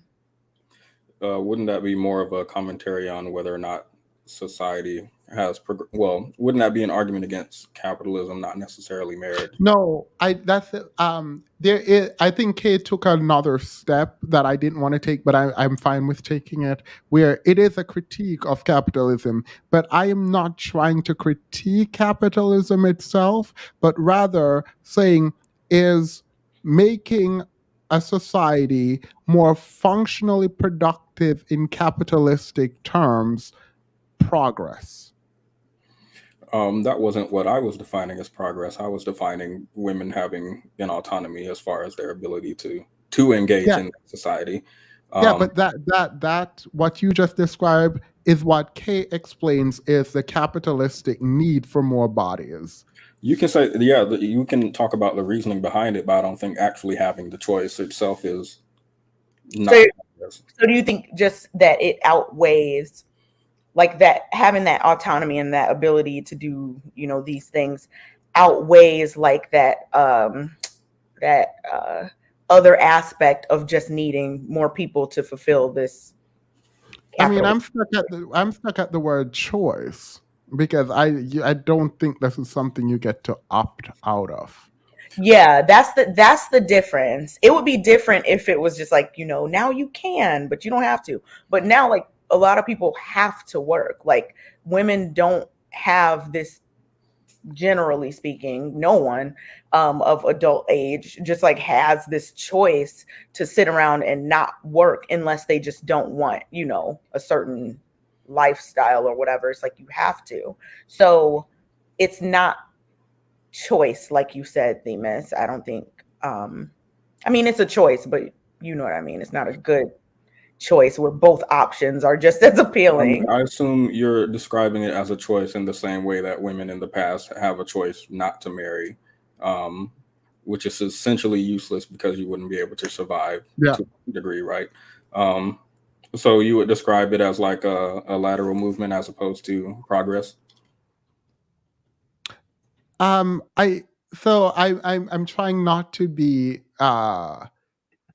prescriptive or too fundamentally descriptive in the way that I am explaining it, but I have to describe it. So it is trade-offs where we gain something but lose something for that which we gain.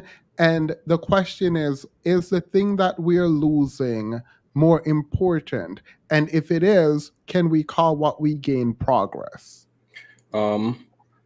I think it would depend on what we're losing. Demas, what do you think? Humanity. I think we are losing our humanity. I thought I would make that clear. So Yeah, humanity, but that's not specific to the argument about women, yeah. right? Because Yeah, if no. But men, the idea that patriarchy helps men is true in that it treats men better than women, but it's also damaging to men, right? Yeah. Women participating in, so the trad wife is in some ways reactionary, but they're only reactionary insofar as they're just choosing another side of capitalism to lay their head, right? And the man goes out and work and brings home the bacon, and if you're okay with that, then that's fine. But fundamentally, it's if you have to plug in to the system and the system needs you in order to function, do you actually gain autonomy, or did you just become another robot in the sort of the because system?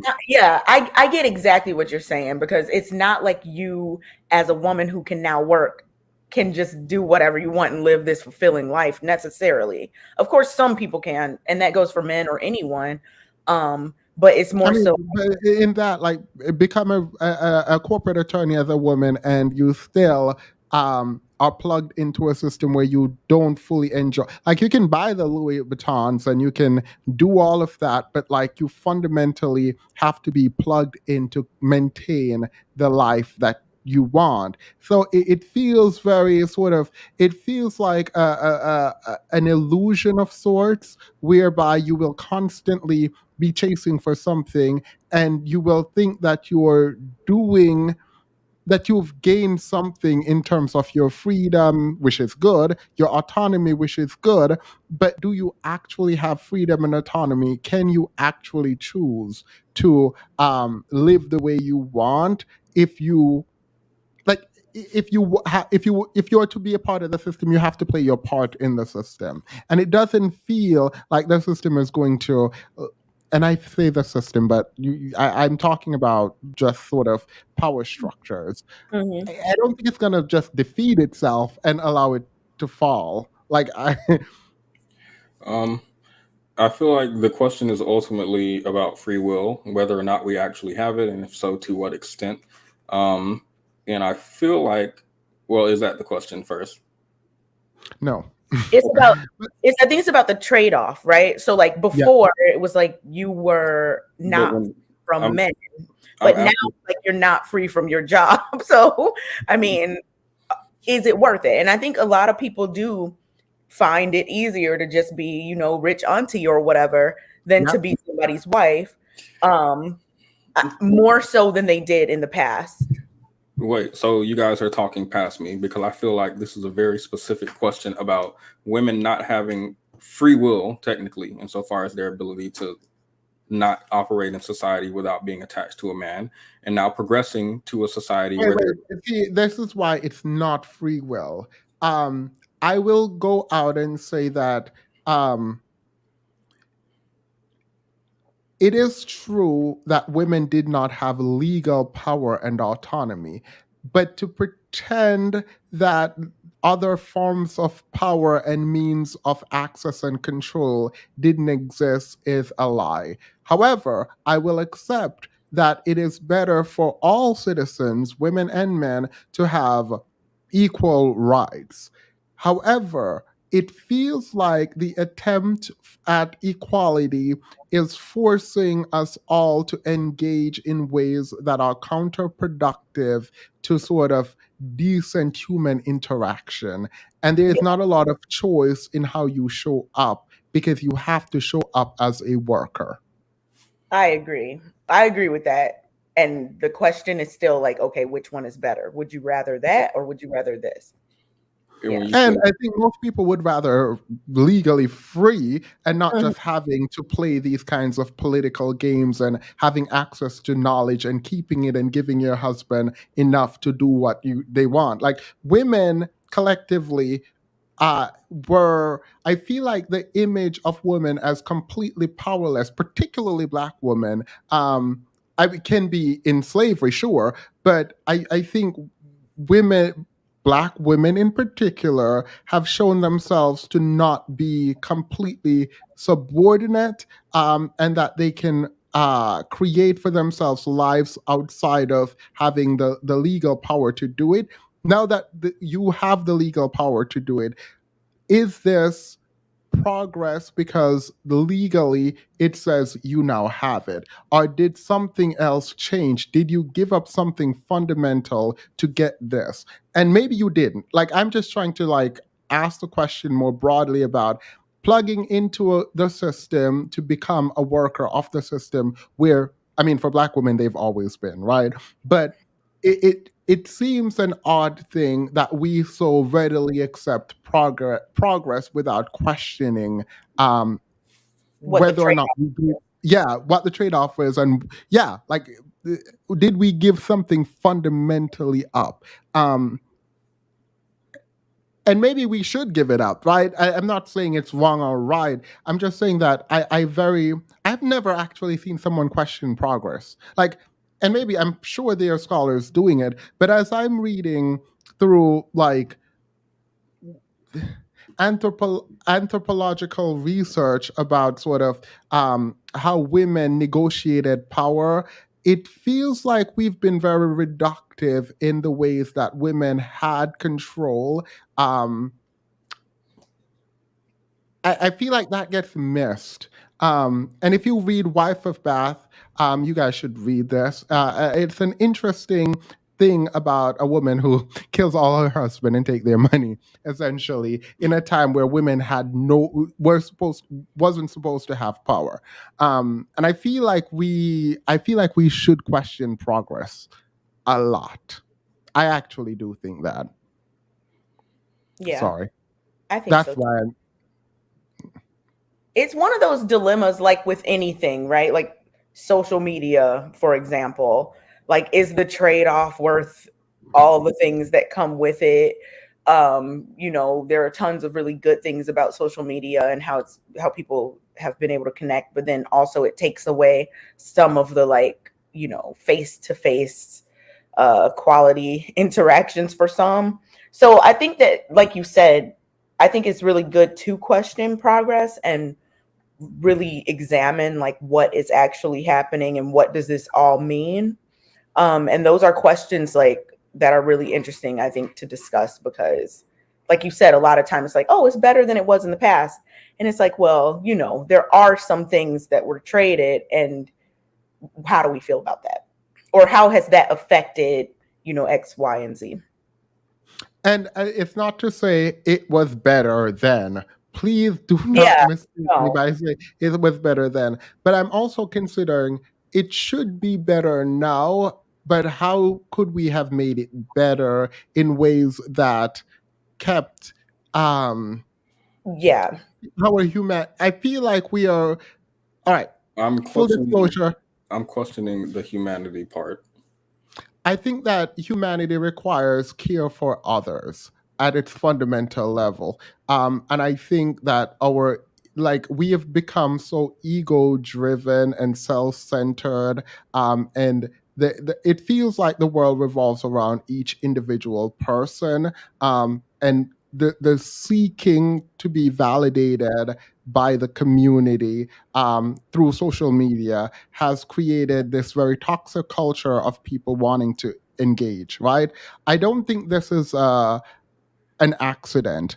I think this is planned. I think separating us from each other, not just in terms of relationship, I think in terms of cultural awareness, of caring, of grace for each other, even the way men are speaking about women, even the way men are engaging with women and children. I think this is a product of progress, of a very self centered progress that tells you that you can be whatever you want to be, whenever you want to be it, and the world has to conform to every whim that you have, as opposed to you need to contribute to the collective, and you are a part of and need to be in care of the community.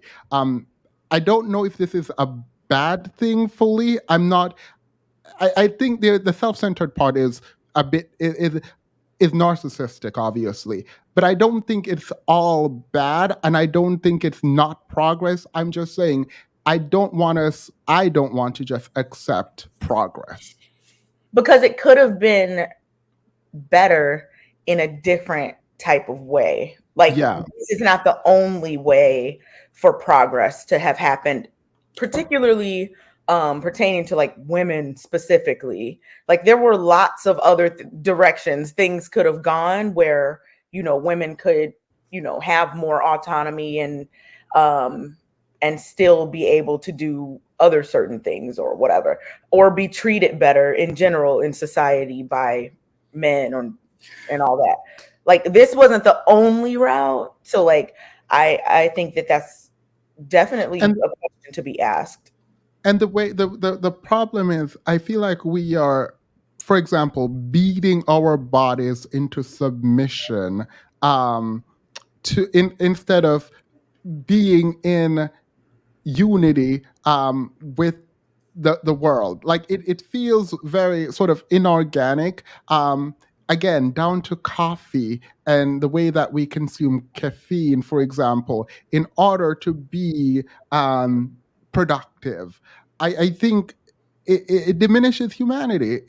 The fact that we can be in societies where we don't know people who live next to us, like I'm not arguing for this collective commune where everyone knows everyone and whatever convivial atmosphere. It just feels like we're being separated. It feels, and I can find all the data points. I'm using caffeine because it's such a readily available example of how we demand our bodies sort of adjust to the world as opposed to living in sort of and I just living in harmony with the world, kind of. Even if we're creating this inorganic world, how are we sort of creating it in a way that allows for us to still be fully human? Like, even if you think of something like maternity leave, like, a lot of places don't even offer any maternity leave. Like, you Yeah, just yeah. like, Yeah. I mean, that type of thing is not progress to me. Like, even with, I don't know, like, okay, now women, you know, are working more and all that, but like, you still have to just, you can't have a baby like without it impacting you in a financial way, because you literally have to take time off work to have the baby. Like, some places don't offer any maternity leave. Like, you're yeah, losing. and I think it doesn't have to be that way.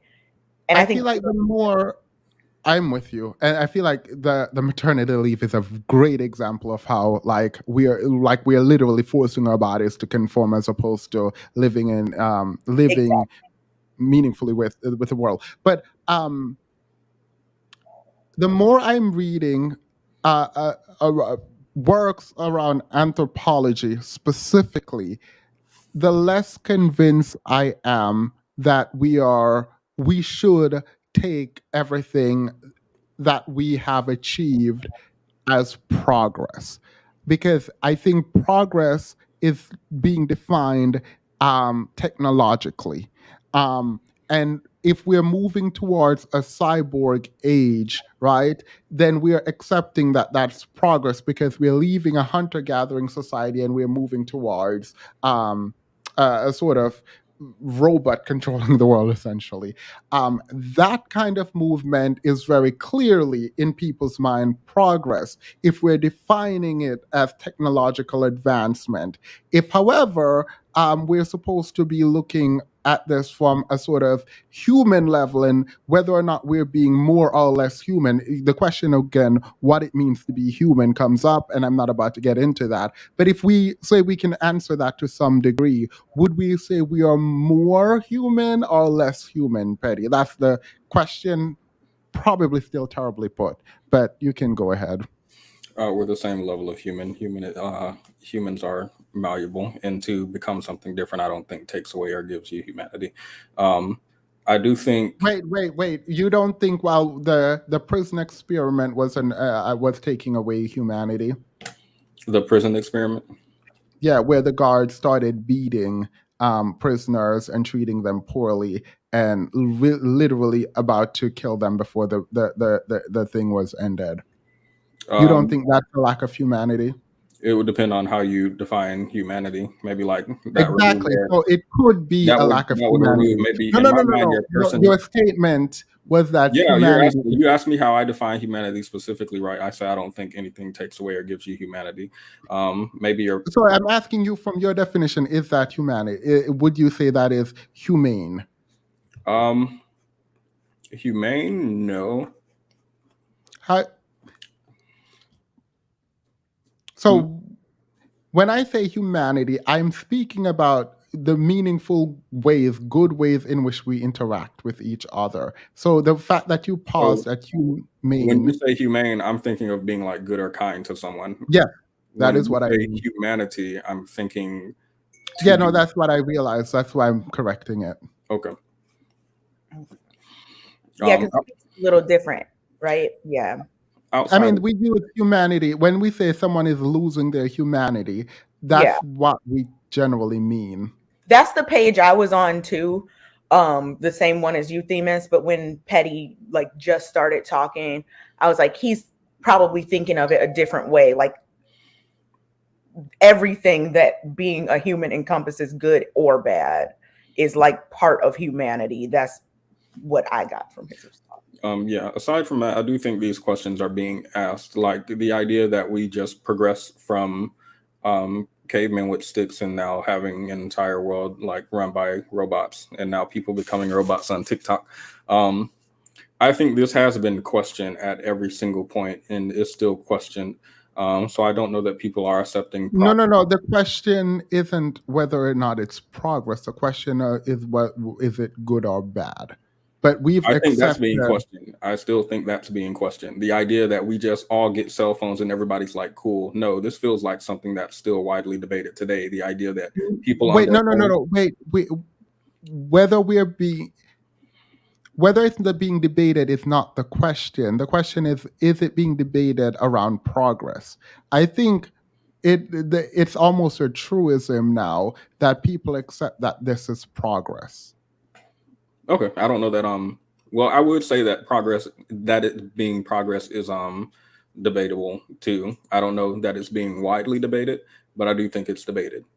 I hope so. I haven't been seeing it, but I do hope that we're not like it's a foregone conclusion that it is progress. Yeah, like even the idea that women getting equal rights is progress is being debated. People are saying it's actually regressive and that women were happier back then and we've actually ruined the family dynamic and et cetera, et cetera. I've heard this especially in the Black community.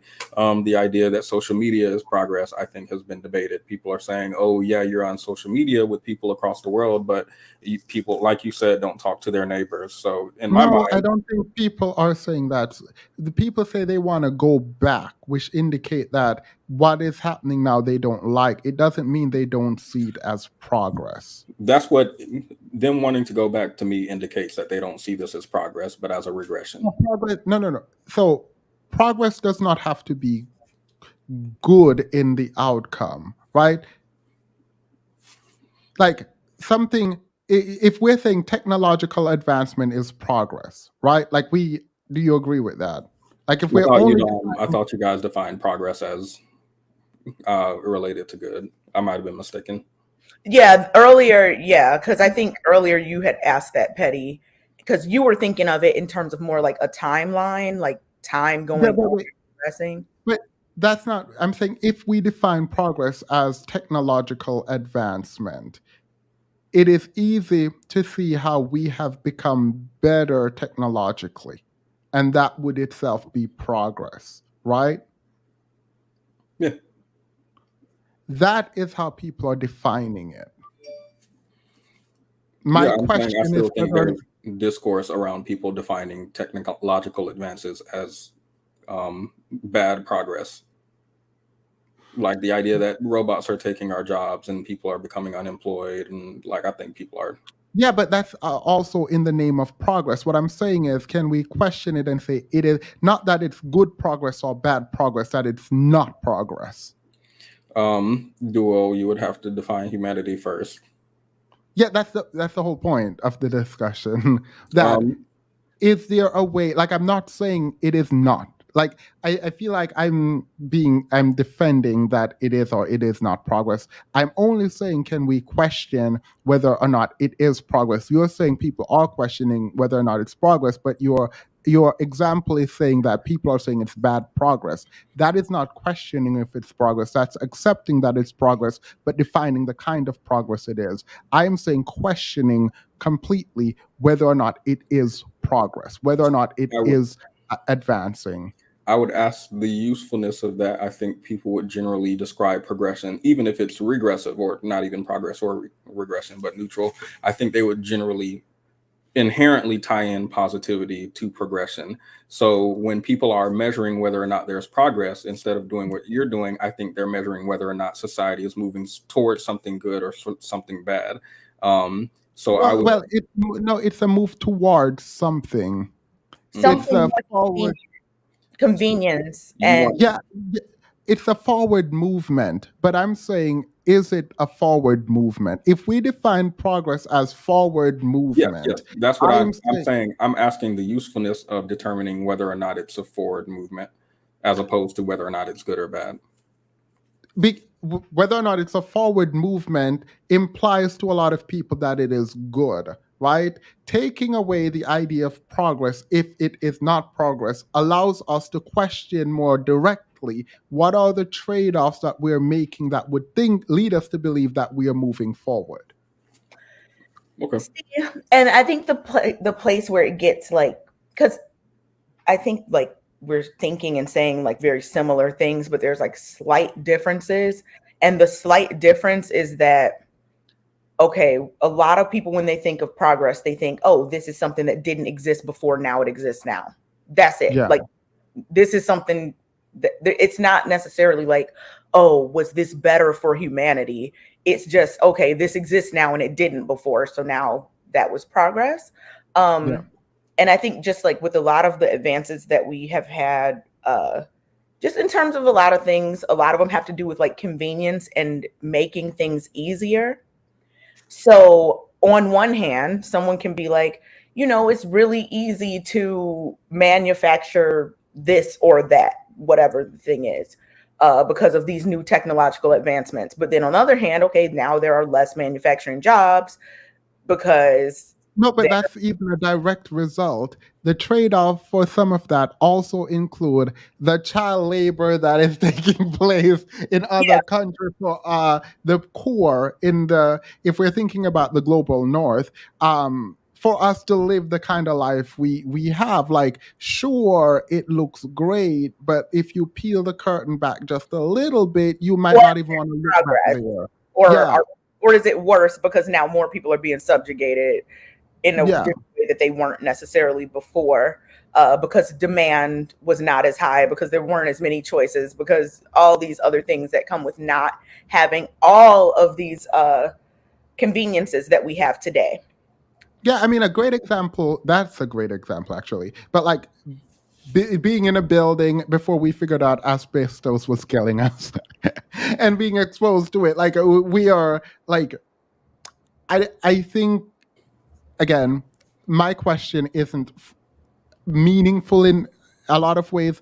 It's just, what are the trade-offs, and if we knew the trade-offs, are we willing to make them? So if we knew the trade-offs before we made the trade-offs, would we be willing to make these kinds of trade-offs for what we are calling progress? I don't think so. Like, and your asbestos example was a good one, because there was a time when they were like, yes, we found this material, but then it's like, Yeah. wait a minute, this is killing people. So yeah, I think that if you know like the ramification, like if you know what's going to happen fully, I don't think a lot of things that we do would be getting done.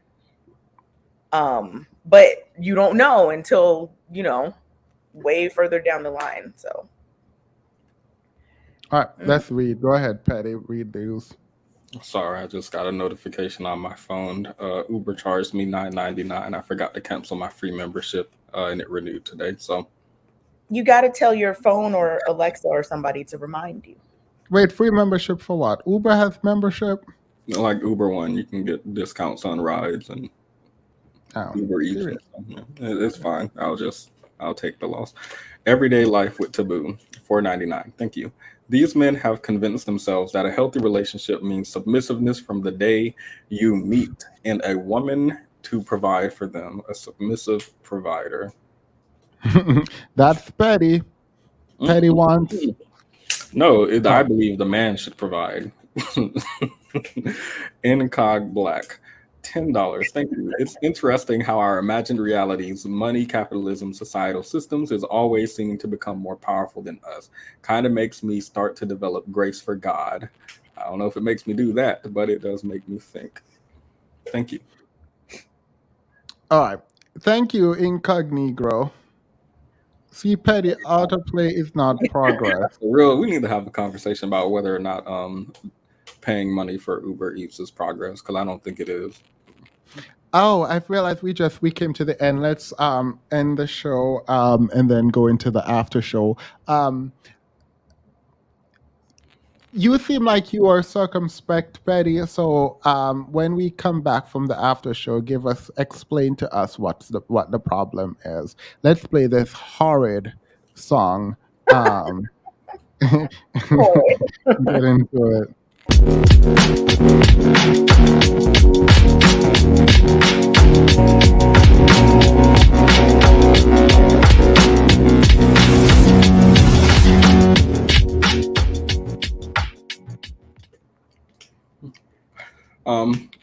So you mentioned asbestos, or what is it called?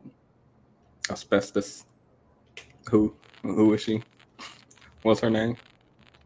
Asbestos. Asbestos. Got it. That sounds like a type of cheese. But anyway, oh, that's Alfredo. Sorry, I was really confused. That's why I had to look on. Let me talking to a child. They found cheese in the roof. That's what I was confused for y'all. Hold that part. So you're asking, we describe getting this type of housing, and everyone's getting housing. Yay, we're updating our housing. This is progress. And you would rather we question whether or not that's progress, since now retroactively we know that it is. It was like deadly to people, literally.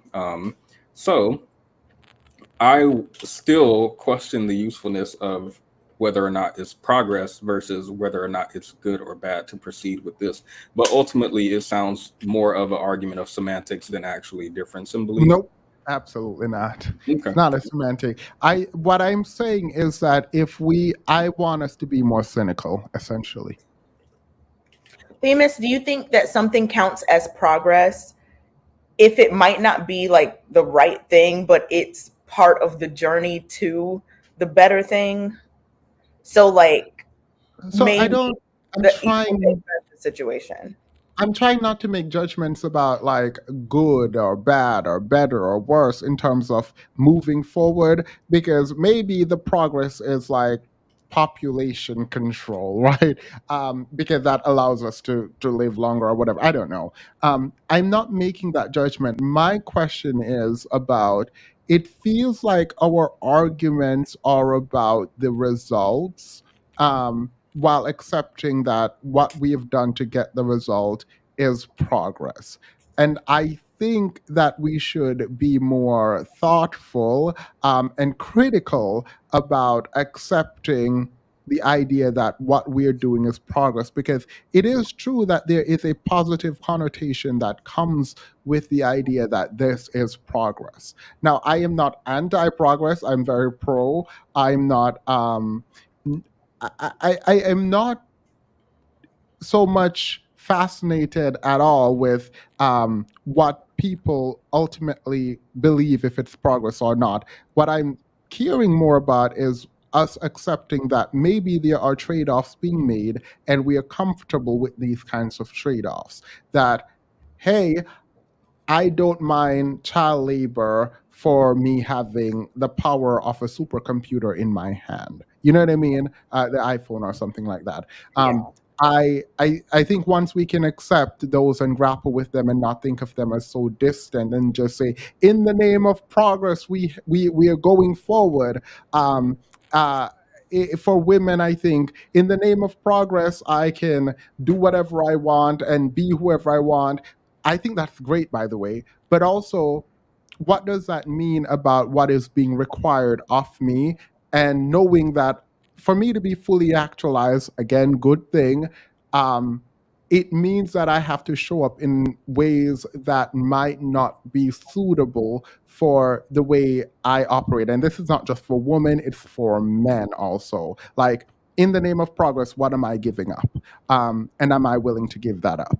I mean, you probably don't have a choice, but knowing the trade-offs allow you to navigate more thoughtfully, I think. And I think purposefully the trade-offs are not like marketed, like they're not disclosed. Like nobody's gonna be like, you want to order from Shein or I where? mean, the devil is not coming to you and say, here, you are now famous. Your soul is actually very valuable and it's actually more important, but I have it now. So go. Yeah. Like they're not going to do that. Result, like you said, it's just like the result. And then the ultimate thing that is driving a lot of this progress is profit. Yeah. So no one's gonna be looking to be profitable and also saying, well, but wait a minute, you might not want to do this because now somebody in this country is working in this mine at the age of 10. So, think about that before you buy our product. Like nobody's gonna do that.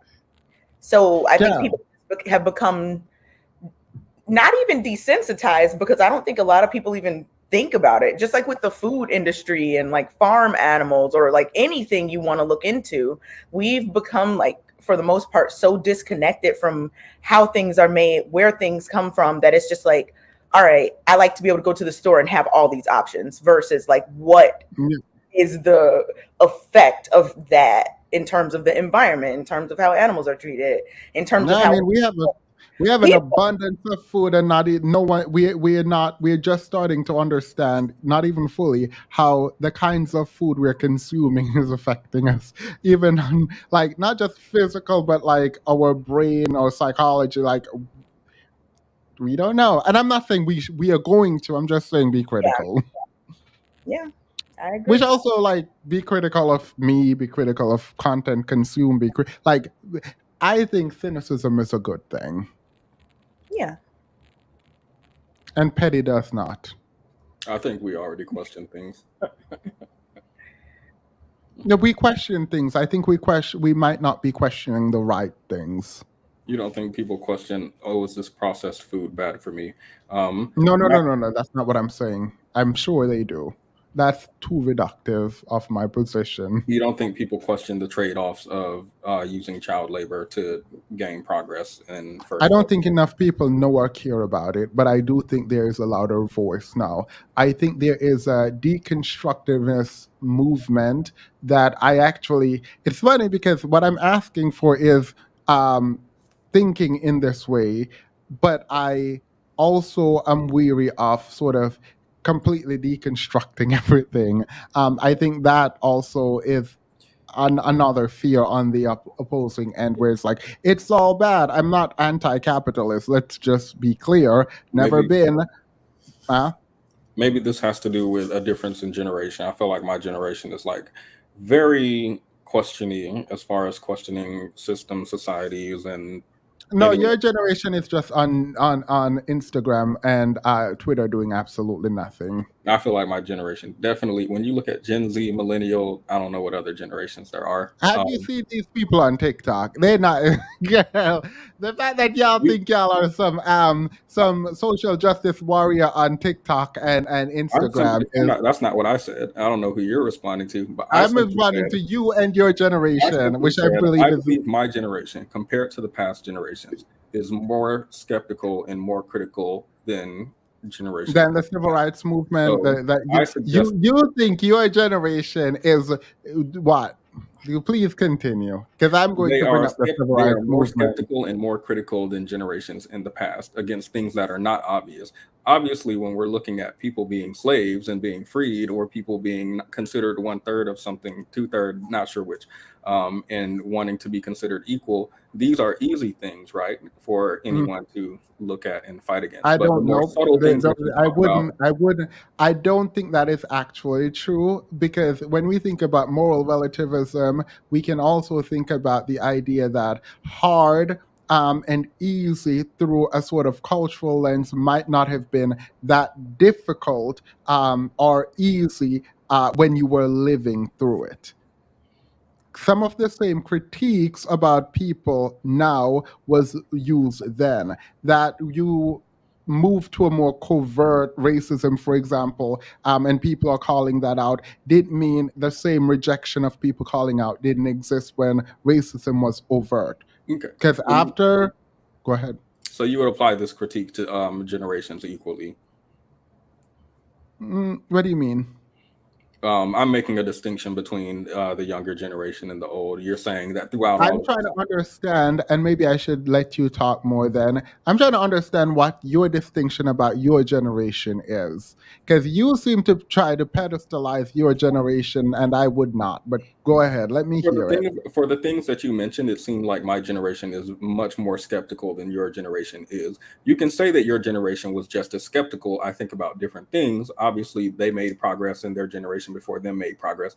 But at least the things you describe in this conversation, I think my generation is becoming more skeptical about the Because outcome. y'all are because y'all are conspiracy theorists does not mean you're Wait, skeptical. pause. So the reason I made a distinction between my and your generation is because when I say I feel like people are questioning these things, maybe you're surrounded by or consume content from a generation prior to mine that might have questioned the progress we were making in the past, but are comfortable with whatever we're at now, accepting it, versus my generation, which is more skeptical of things. No. Your generation is deconstruction. Like, I just talked about why I don't like I talked about the flaws with complete deconstruction that thinks that anarchy is somehow virtue, and that oh my god, I almost got in trouble. And that the ideas around a new world is better than the one we have, even before you engage in even trying to conceptualize what this new world is going to look like. I don't know. That is, That sounds like a critique you can't hold while also saying my generation don't actually do nothing and just on TikTok. yeah, I Those mean, feel you don't contradictory. do anything. All you do is long for So a better world. how aren't those two By things you said contradicting each other? what? That we're out here doing anarchy and overthrowing the system. No, you are not doing it. Oh, just You are believe in it. typing about it. Okay. You are writing about it. At least the generation before us, they went through the civil rights and actually made change. That's not my generation, but they did. You got to give And us time. that goes back to what you were saying, like 30 minutes ago or whatever, about like how things can progress or whatever, but it's not necessarily like resulting in certain things. Like people now have a lot more access and ability to communicate. Like, the younger generation does a lot of that more so than like older generations. But okay, now what? Like, and I'm not saying that they don't do anything. I'm not saying that. But a lot of times I think that people equate talking about something equal to like doing something about something. Yeah. And don't get me wrong, talking about things is very important. It's important to bring awareness and all that, but like a lot of things have to be happening at the same time. And again, I'm not saying that that's not what people are doing. Like, some people are doing that, but I think that there's a higher amount of people now who think just talking about it is the thing that needs to be done, and then that's it. So Like, y'all don't believe in Do the. not read. Wait, Petty. Do not read that private chat out loud. After y'all figure that out, then y'all can talk to me. Continue. So y'all don't believe in the. Y'all don't believe in the black square, the Twitter blackout. You want to know something? I was going to say it, and then I felt so bad because I don't want to actually drag. I actually really like your generation, and so I didn't want to completely drag it. I was like, I don't want it. That's mean. And then the thing I put behind the scene right now, I was gonna drag them on that, but I was like, you know what? Let me leave because I actually do like what is it, what's your generation? Gen Z. Gen Gen Z. Z or yeah, like I'm here for this. But girl, until y'all resolve that behind the scenes that I just told you, you don't get to talk to me about I deconstruction or anything. I reject the critique about us doing less, by the way, unless you're specifically describing it as like, I don't know, over What the have y'all done? look.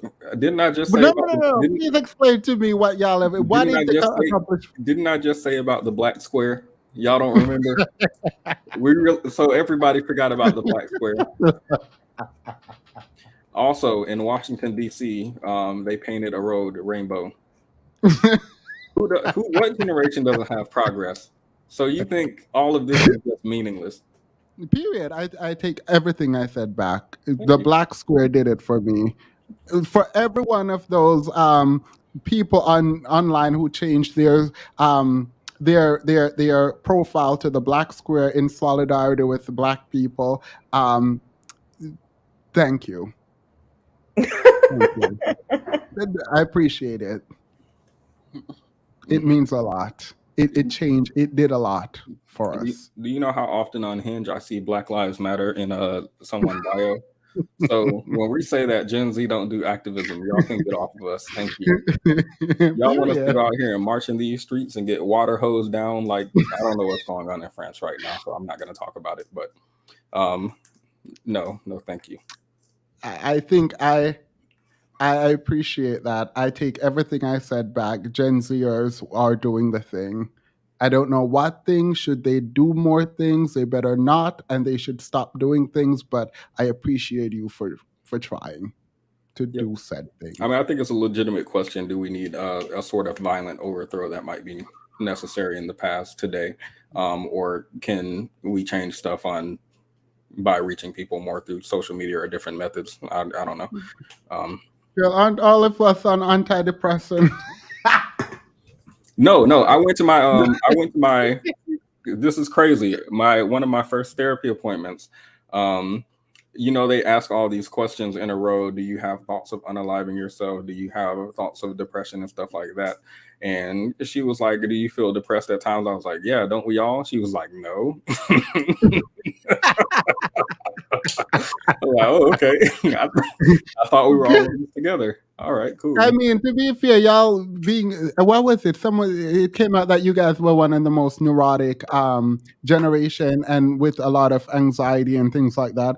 And like obviously, we went through it with y'all, but y'all were born into just a crisis after crisis after crisis. So y'all are in constant panic mode. I don't expect much from you. It was the Hornets, the Beirut explosion, the Big C. I forgot what else. It was too much. The panoramic. That was probably where that Hornet came from that stung you. It was one of them 2020 Hornets came out of nowhere. They probably still around. I don't know. Yeah. So period. In that way, I appreciate you. I love Gen Z or Gen X or whatever generation you all are. I thought you and I were in the same generation, Petty. I think we are actually, but you've been lying about your age, so I don't know. I'm canonically 18. My birthday recently passed. And that means nothing since smoking is now the legal age 21. So it's good that they passed that right before I became 18. So that's fine. Period. Any final words, Kay? You'll take us out. I apologize to Petty. Petty just won that debate. The black squares for the social media activists was it. They did that. What they did, not sure what that is, but that was done by them. All snaps, no claps, please. All snaps. Thank you. Mm-hmm. Final words. I like Gen Z. I think, every generation has their thing that they try to do. And, every generation that's older than the upcoming generation has critiques about the younger ones. So it's just the same all the time. So I don't know. And they also look older. I'm kidding. Yeah. Wait, what is Kylie Jenner? Is Kylie Jenner your generation? Yes. Right? I'm not plugged in.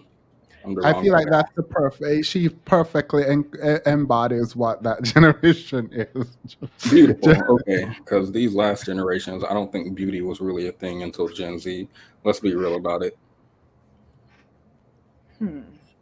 I hope you're not the representative. Did it just skip you? Like, Beauty? I'm not in their generation. Gen Z was born, according to this infographic that I just quickly Googled, between 1996 and 2010.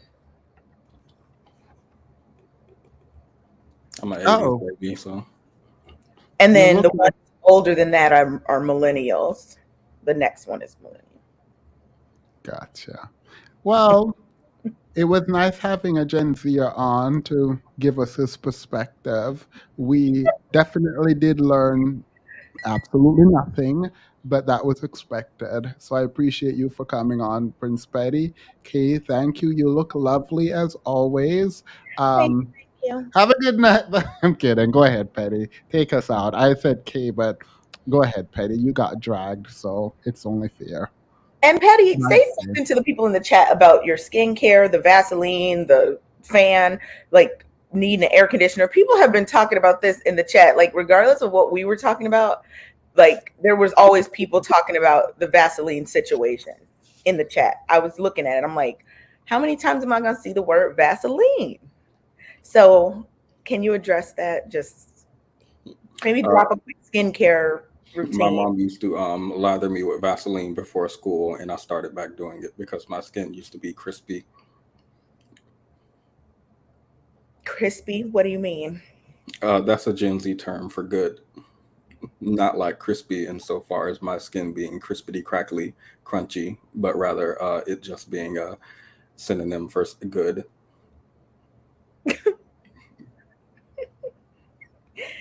Huh. On that note, okay. Well, I think Themis froze. no, I don't think Oh. Are you proud of yourself? Huh? Are you proud of yourself? For Vaseline? Just generally. Yeah, I mean, Janitor 2. I feel like I'm up for promotion for Janitor 3 in the near future. My boss hasn't, said it out loud, but I feel like I'm being considered. So, yeah, I think yeah. But then again, it's that progress, really. I'm a mule for the machine. I guess I'll think about that. But I'm proud, yeah. Should you be? Yeah, absolutely, yes. Then that's all that matters. Once you're happy with who you are, that's all that matters, right? That's your motto. That's your generation's motto. Once I'm good, it's all good. What generation are 31-year-olds? I don't know. I'm not 31, so I can't be talking to me. I think millennials. I'm 28. Gen X. Whew. Are those the boomers, or who are those? Gen X, according to this infographic, were born between 1964 and 1978. Okay, so you just have it up on you ready. I just Googled it when we were wondering what Gen Z, what the cutoff was. So you play the guitar? I play the didgeridoo. Do you Go really? play the didgeridoo for us again. It's And you play the guitar. somewhere. I don't know where it is. Oh my God, we have a band. You play the didgeridoo, you play the guitar, and I'll be the lead vocalist. I'm gonna leave to go get it, and I'm gonna come back and the live stream's going to end. I will not end it. I will stay on for you to go get the didgeridoo. Do you really have one? He does. He does. Cool. I like When do you play the guitar? Yeah. Period. So we have a band. I mean, I'm no expert, but I dabble. Oh, that was not my age. I was lying. Y'all be lying too much, and then people don't know when you're serious, when you're not. Just tonight. You ready? Play it. Go ahead, Kay. No, Wait, so you you don't play play it. guitar? I have a tambourine. Somebody said, "Who has a tambourine?" I literally am looking at it. Go ahead. I feel like Let they'll me put pair on my mic so I can hear myself sing. Oh, Digi. We are absolutely not doing. Well, Petty, go ahead. Play some. Do the. I can't Go. physically play it from here. Low. Know what I really want? A harp. I would love to have a harp. I will buy one someday. Just move back, Petty. Like, I Yeah, can't physically move back. oh, he's not where.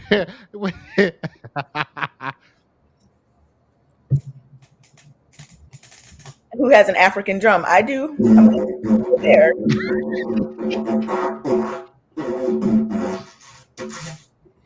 How does that sound? Very Australian of you. Thank you. It's made of teak. I like it. Only Don't lie the to this man. You're Do literally not lie to this the man. person I've ever known with the didgeridoo. I didn't even believe that you have one. You were the Do not lie to this man about. Do it again. Play it again. Play it again. You miss.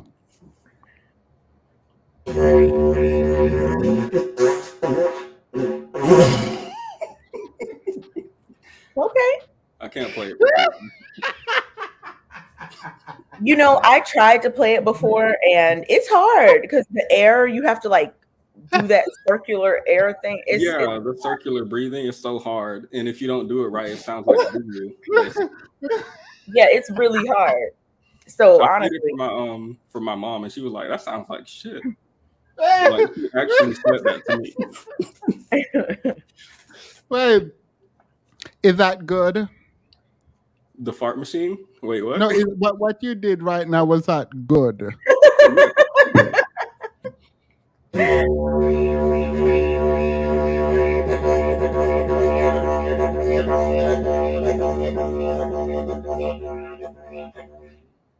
okay, you sustained a, you know, okay. You My neighbors sustained don't like it. something. That's why I put it away. I got a Does it make your jaw hurt? No. What? That looks painful. That looks painful. Well, no, there's wax on it to keep the and I'm Vaselined up, so it makes a seal. Not make. All right, I'm done. Have a wonderful. Oh, yes. Good night, all. I appreciate you so much for being here. Thank you, Petty, for coming with your didgeridoo. Next live, you can drag Kay for as long as you want because she was at your throat. She came after you today in a way that was not fair. So, thank Somebody you. in the comments told me to stop trying to build you up, Petty. I've been very supportive of Petty today. Yeah, stop breathing. It's necromancy. You can't breathe on it. Oh my goodness. All right. Good night. Good night. We're off. We're on. Don't try to trick us. I wanted them to hear Petty talk about the chat. We can see the thing. I actually haven't read the chat like that today. I was like, no, this is gonna be a chat off day.